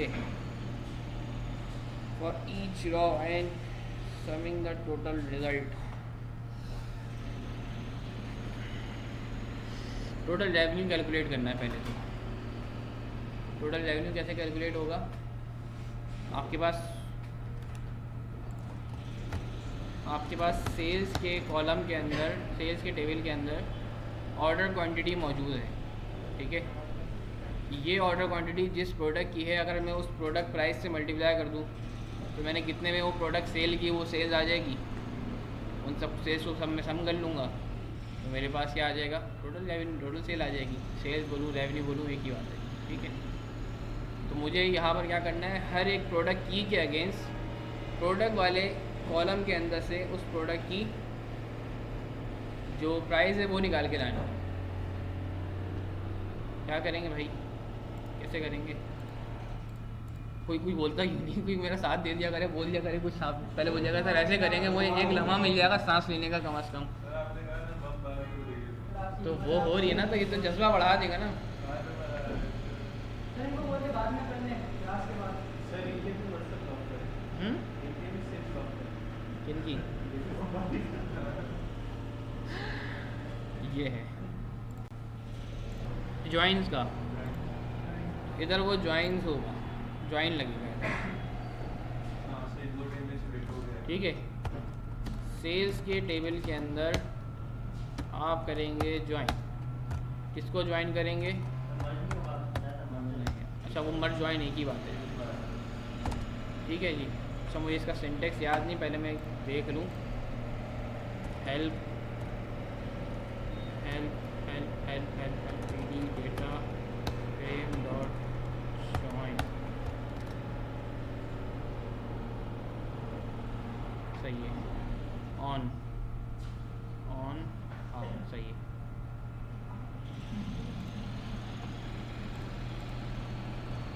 दूसरा प्रोडक्ट का टेबल जो ज्वाइन होगा वो किस पे होगा,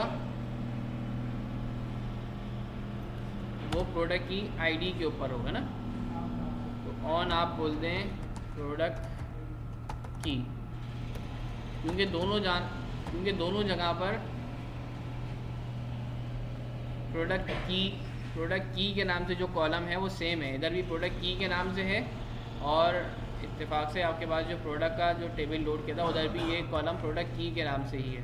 तो आप सिंपल ऑन लिखेंगे तो ये समझ जाएगा, ठीक है, कि आप प्रोडक्ट की के ऊपर काम करने जा रहे हैं। वरना अगर दोनों तरफ कॉलम के नाम अलग अलग होते तो फिर आपको लेफ़्ट ऑन और राइट ऑन करके देना पड़ता, तो आपको ये करना पड़ता। अरे आओ ना यार, टाइम कम है, ठीक है। लेफ्ट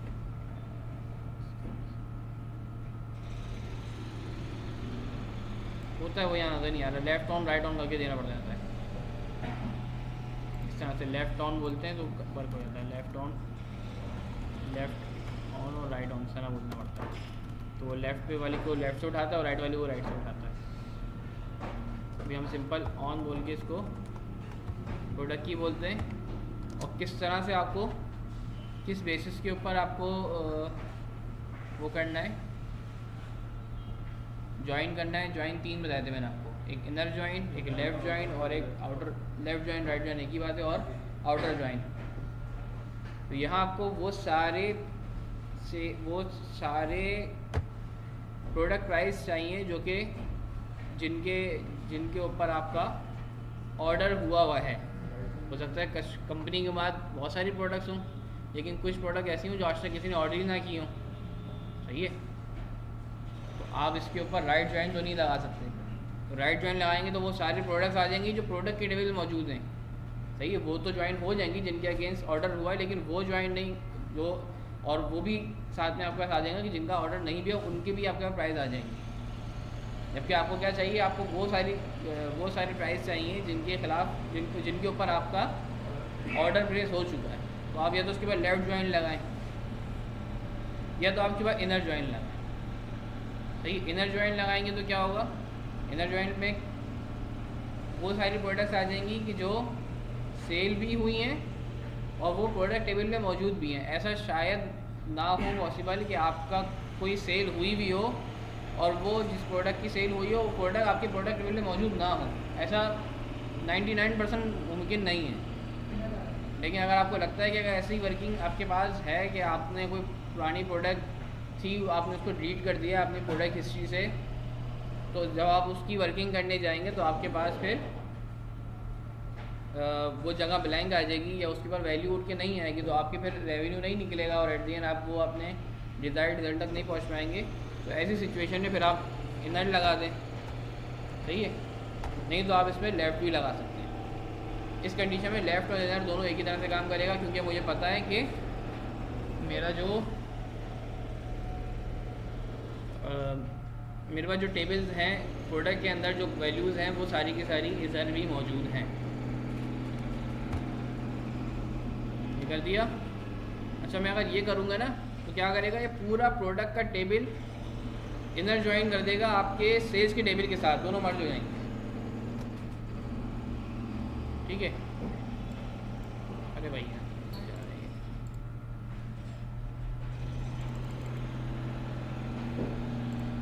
जितना टाइम कम है उतना हमें सुकून से काम करने दिया जाए। कोई एरर तो नहीं आया हुआ? एरर आया हुआ है जनाब, क्या बोल रहे हैं? No columns overlap but no suffix.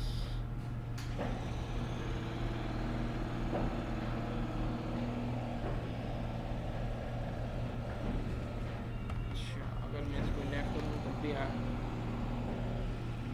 Same है।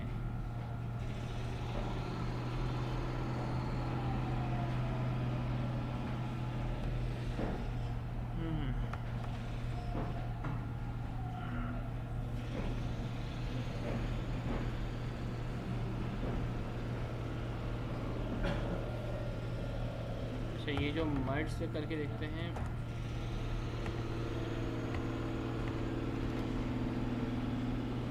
ठीक है, मर्ज से कर दिया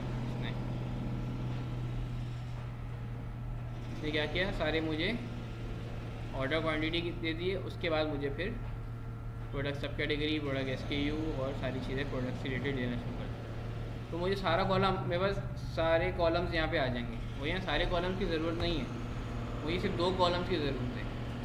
कौन से 2 कॉलम की ज़रूरत है? एक तो प्रोडक्ट की और दूसरा प्रोडक्ट की प्राइस। प्रोडक्ट की ज्वाइन लगाने के लिए और उसकी वजह से जो कॉलम मुझे उठाना है प्रोडक्ट प्राइस हो। तो मैं यहाँ पे बजाय कि पूरा डेटा फ्रेम दे दूँ मर्ज कराने को, मैं यहाँ सिंपल 2 कॉलम दे देता हूँ कि तुम ये इन 2 कॉलम की बेसिस के ऊपर वर्किंग कर लो, प्रोडक्ट प्राइस, ठीक है। तो अब जो आपकी वर्किंग हुई है उसके अंदर प्रोडक्ट की वही सब तो आ गया और आखिर में प्रोडक्ट प्राइस आ गई। बात ये आती है कि आपकी प्रोडक्ट की का कॉलम क्यों नहीं आया, सही है। तो उसने सेम तो है लेकिन उसने आइडिया कर लिया कि ये तो वही जिसकी बेसिस के ऊपर आप ज्वाइन लगा रहे हैं। तो इट्स मीन ये तो ज्वाइन लगाने के लिए आपने यूज़ की थी, इसको एक्चुअल में आपको नहीं चाहिए, ठीक है। एक्चुअल के लिए ज़ाहिर वैल्यूज़ ऑलरेडी यहाँ पे मौजूद हैं, वही बात है कि सेम है। तो उसने आपको वो कॉलम नहीं दिया बल्कि डायरेक्ट वही कॉलम दिया जो आपको चाहिए था, ठीक है। यहाँ पे आपके पास ये वर्किंग हो गई। उसको मैं इस कॉलम को वर्किंग अपडेट कर लेता हूँ, DF सेल बोल देता हूँ, DF सेल्स डॉट मर्ज, ठीक है। अब सिंपल मुझे क्या करना है,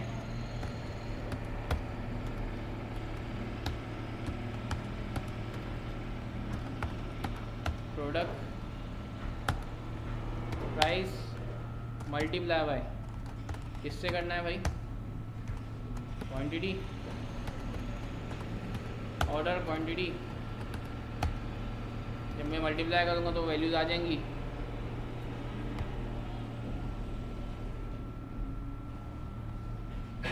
इसको मैं नाम दे देता हूँ अपना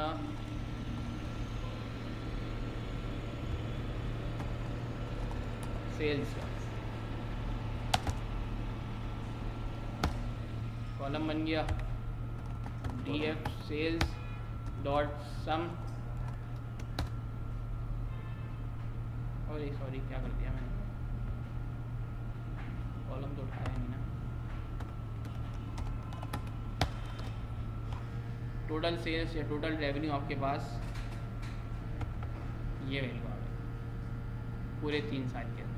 आपकी कंपनी अब तक जितना ही बनता है ये मिलियंस में इतना कमाया, इस वैल्यू का आप टोटल रेवेन्यू के नाम से एक सेव कर लें अपने पास, इस्तेमाल होएगी अभी कहीं ना कहीं। टाइम तो बचा है ना अभी, नहीं ना 15 मिनट लेट शुरू हुई थी ना क्लास। अभी कौन सी रात हो गई जो घर जाना है हम लोग अच्छा देख लेते हैं, देखें टोटल कॉस्ट भी सेम इसी तरह से होगी। ये हमने एक तरह से जल्दी वर्किंग करी तो हमने प्रोडक्ट प्राइस ही उठा ली, जबकि हमें आगे प्रोडक्ट कॉस्ट को भी उठाना था। तो प्रोडक्ट कॉस्ट के ऊपर भी सेम वर्किंग कर लेते तो हमारे पास प्रोडक्ट कॉस्ट भी आ जाती विद रिस्पेक्ट टू प्रोडक्ट की रेवेन्यू के कॉलम सेल्स के टेबल के अंदर, जिससे हम टोटल कॉस्ट निकाल लेते। टोटल कॉस्ट भी इसी तरह निकालते कि ऑर्डर क्वांटिटी को मल्टीप्लाई कर दे जो प्रोडक्ट कॉस्ट है उस ऑर्डर के ऊपर उस प्रोडक्ट के ऊपर जितनी कॉस्ट हमारी एक्चुअल में आती है वो आ जाती। ठीक है, फिर जब आप टोटल रेवेन्यू जो कि आपने सम करके निकाला है वैल्यू को, उसमें से माइनस कर दे टोटल कॉस्ट को, तो आपके पास कंपनी का एक्चुअल प्रॉफिट आएगा। सही समझ में आ रहा हो सबको? आई थिंक नहीं आ रहा तो बताएं, करके दिखा दूँ। लड़कों की बेहद फरमाइश पर मैं अपने स्टूडेंट की फरमाइशों को कभी टालता नहीं। अच्छा देखें, मैं 6:10 के बाद ना ये आपको ऑप्शन दूंगा कि जिसको क्लास से जाना है। क्या नहीं प्राइस कॉस्ट, हमारा प्राइस कॉस्ट करके उठा लिया मैंने। ये working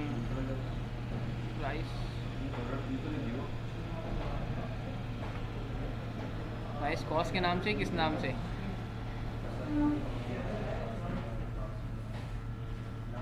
product cost. Price cost कहाँ से आ गया? प्रोडक्ट कॉस्ट है ना, प्राइस कॉस्ट भी लिख दिया मैंने। मगरिब का टाइम हाल में 6 बजे तक है शायद।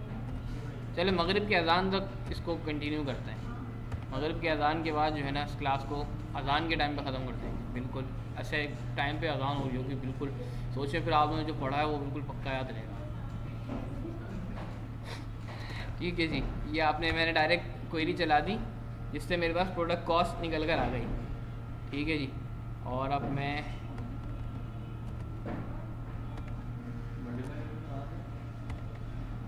प्रोडक्ट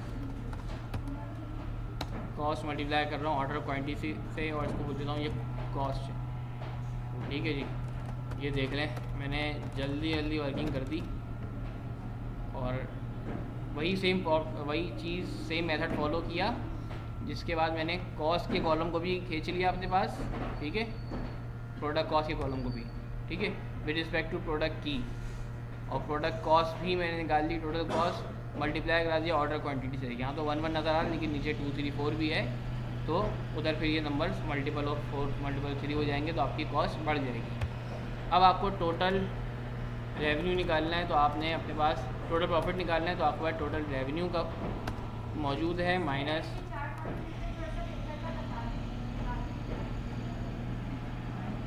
अच्छा पेपर का बता दें, पेपर भी बता देते हैं आपको, ज़रा 2 मिनट रुकेंगी।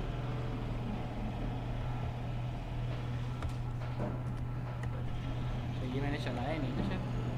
चला दिया है, ये नहीं चला है। टोटल कॉस्ट सम, ठीक है, total revenue minus total cost, ये आपके पास आ गया टोटल प्रॉफिट। इसको एक नया वेरिएबल बना दें टोटल प्रॉफिट का, और ये बोल देंगे आपके total revenue minus total cost का। ये क्या किया है, ये घर में सुकून से देखिएगा, समझ में आ जाएगा। अब बोला जा रहा है आपसे कितनी क्वांटिटी सोल्ड हुई है, ऑर्डर क्वांटिटी का सम कर लें, आपको ऑर्डर क्वांटिटी कितनी सेल की है आपने वहाँ पे आ जाएगा। कितनी ऑर्डर क्वांटिटी आपकी रिटर्न हो गई है, तो रिटर्न की टेबल में आके ऑर्डर क्वांटिटी जो है उनका सम कर लें, तो आपके पास जितनी रिटर्न क्वांटिटी है वो आ जाएंगी आपके पास। क्या जीबीटी कौन सा, ये अबे भाई कुछ भी नहीं करना यार, खेलो नहीं, अगर आता है तो मसला नहीं है। रिटर्न डॉट क्वांटिटी रिटर्न,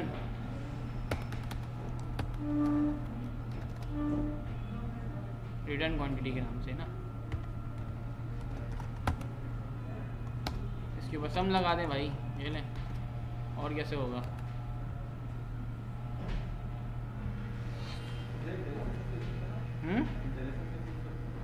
क्या वो टैब दबा के पेपर के ऊपर आ जाए कुछ। देखिए मैंने कहा था एसक्यूएल का आप लोगों को शुरू में ही ले लूँगा, लेकिन शुरू का वो हिसाब बना नहीं और वो आखिर में ही आ गया। एग्जाम तो लेना है उसका भी। सर मैं आपको टेबल दे दूंगा, उसी का दे दूंगा। क्या आपको टेबल दे दूंगा, उसमें सारी क्वेरीज है हमारा जो। देखिए पाइथन का मैं समझता हूँ आपको कोई असाइनमेंट देने की ज़रूरत नहीं है। ये डेटा, ये जो है ना आपके पास डेटा सेट मौजूद है और ये टास्क 1 एंड टास्क 2 दोनों मौजूद है। बस इन दोनों को कंप्लीट करके आखिर तक वही सबमिट करा दें। डेट अनाउंस कर दूंगा क्लासरूम पे मैं। एक वीक तो मिलेगा दायरे। हाँ हाँ, एक वीक से ज़्यादा ही मिलेगा मैं। हाँ, असाइनमेंट के ऊपर तो आपकी एवेल्यूएशन होगी, ये असेसमेंट वो आपकी ये जैसा आपने असाइनमेंट किया होगा 70% से अब आपके मार्क्स होंगे तो आपको सर्टिफिकेट मिलेगा, अदरवाइज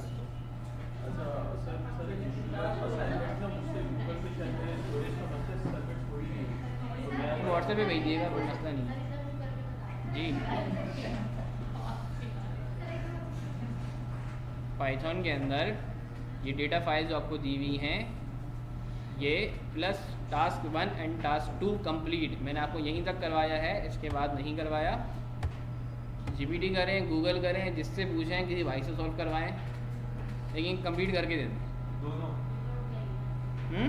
पाइथन तो ये कंप्लीट हो जाएगा, जिसने अपने हाथ से किया हुआ होगा मेरे मुताबिक वो कामयाब है। मुझसे पूछ लें, ग्रुप पर हाजिर हूँ। देखिए पूछने का तो सारी ज़िंदगी चलता रहेगा ना, ये हमारा ताल्लुक कोई ख़त्म थोड़ी हो रहा, बल्कि आज से ताल्लुक नया शुरू हो रहा है आइंदा आने वाले सालों के लिए। कि आपको कोई मसला हो, अगर आप समझते हैं कि मुझे आती है तो हम मुझसे पूछ लें, मैं वो टाइम और व्हाट्सएप सही हुआ तो जवाब दे दूँगा, वरना अदरवाइज़ कोई नए नंबर से किसी न किसी से बोल दूँगा भाई नया नंबर है, नया ग्रुप बना के ऐड कर लो। क्या बताया था कि वो बस बताएंगे, दोबारा बताएंगे, क्लास के बाद बता देंगे। व्हाट्सएप ने हमें जिहादी कंसीडर कर दिया, बोले ये बंदा जा रहा था उसको पकड़ लिया हमने, एक बम उन्होंने हमारे व्हाट्सएप पे भी गिरा दिया। अच्छा, ये बात तो हो गई कि इसको कंप्लीट करें और इसको सबमिट कर लें। 10 डेज़ लेना, 10 डेज़ लें, 20 डेज़ लेना, 20 डेज़ लें, लेकिन अपने हाथ से बना के कंप्लीट कर लें। कि आपको समझ आना चाहिए, लड़कियां बेहतर समझती हैं कॉल कौन सी आ रही है, टाइम हो गया, क्लास खत्म हो गई। और दूसरा एसक्यूएल के अंदर कुछ क्वेश्चंस दे दूंगा मैं आपको, जिस तरह क्लास में कुछ क्वेश्चंस करवाए थे।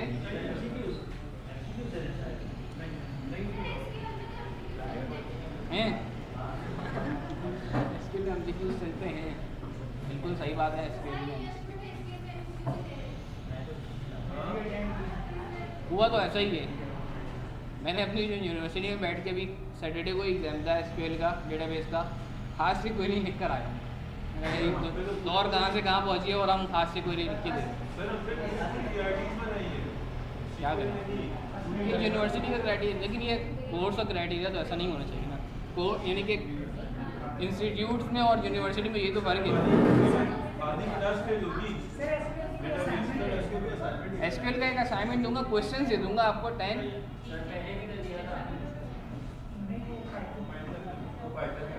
एक काम करें, SQL का एक क्विज ले लें, 1 या 2 घंटे का टाइम होगा। आप लोग गूगल फॉर्म आपको मिलेगा, उसमें आपको कुछ क्वेश्चंस मिले होंगे, उसमें MCQs बेसिक होंगे। कुछ जगह पे आपको क्वेरीज लिखनी होंगी, कुछ जगह पे क्वेरीज के आंसर लिखने होंगे, और कुछ जगह पे डायरेक्ट आंसर लिखे होंगे, उनको खाली ऑप्शन लगाना होगा कि भाई ये है। सर फोन डाल के आप फिर भी टाइम हाँ, घर से ही करेंगे, यहाँ पे आके नहीं करेंगे। नहीं सर, आप फोन डाल के टाइम नहीं डाल रहे, किसी भी नेट में हो जाएगा। नहीं तो जाहिर है, इस तरह आज संडे है, नेक्स्ट संडे आप SQL का मुझसे नेक्स्ट संडे आप SQL का सेम टाइम पे क्विज दे दें, 3 से 4। सर आप बस फोन डाल के 12 तक का टाइम करते हो।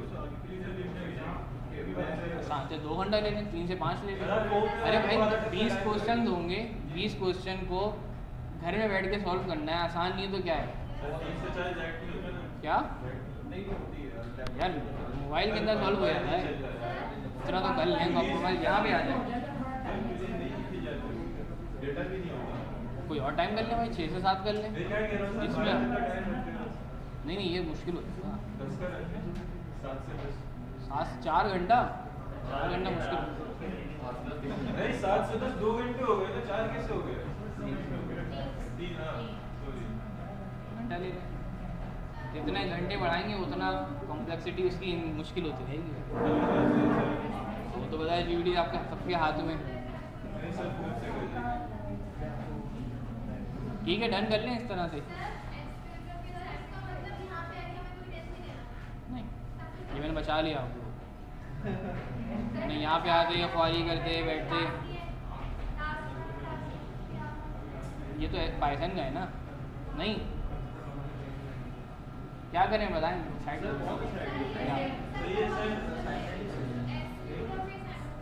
SQL का भी असाइनमेंट दे दूँ।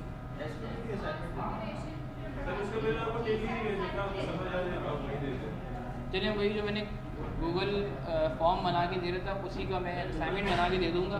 कुछ क्वेश्चंस होंगे, कुछ MCQs होंगे और कुछ क्वेरीज होंगी। ठीक है, हो सकता है मैं फिर कुछ डेटा सेट दे दूँ कि उसी डेटा सेट के ऊपर काम करना है। सही है। नहीं, उस पर हमने data.net पे वर्किंग की है, ये उस पर बहुत सारे डेटा सेट हैं, उस पर कोई और डेटा सेट पे वो काम करने को दे दूँगा आपको। सही है।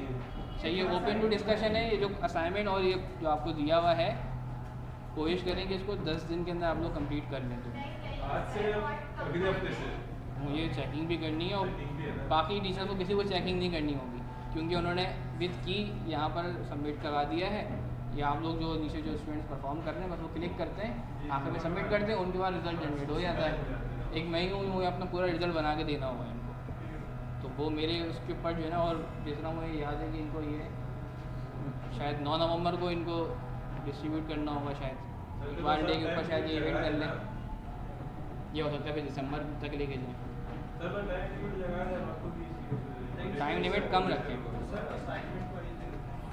हाँ, तो फिर टाइम ऐसा कर लेंगे जिसमें आप मुझे चेकिंग तो करनी है। क्या रिमेनिंग क्वेश्चन की वीडियो थोड़ा चैलेंज तो देना। चलिए, अगर मुझे टाइम मिलेगा तो बना के दे दूँगा रिमेनिंग क्वेश्चन की। अरे भाई यार, ये रिकॉर्डिंग जो चल रही है।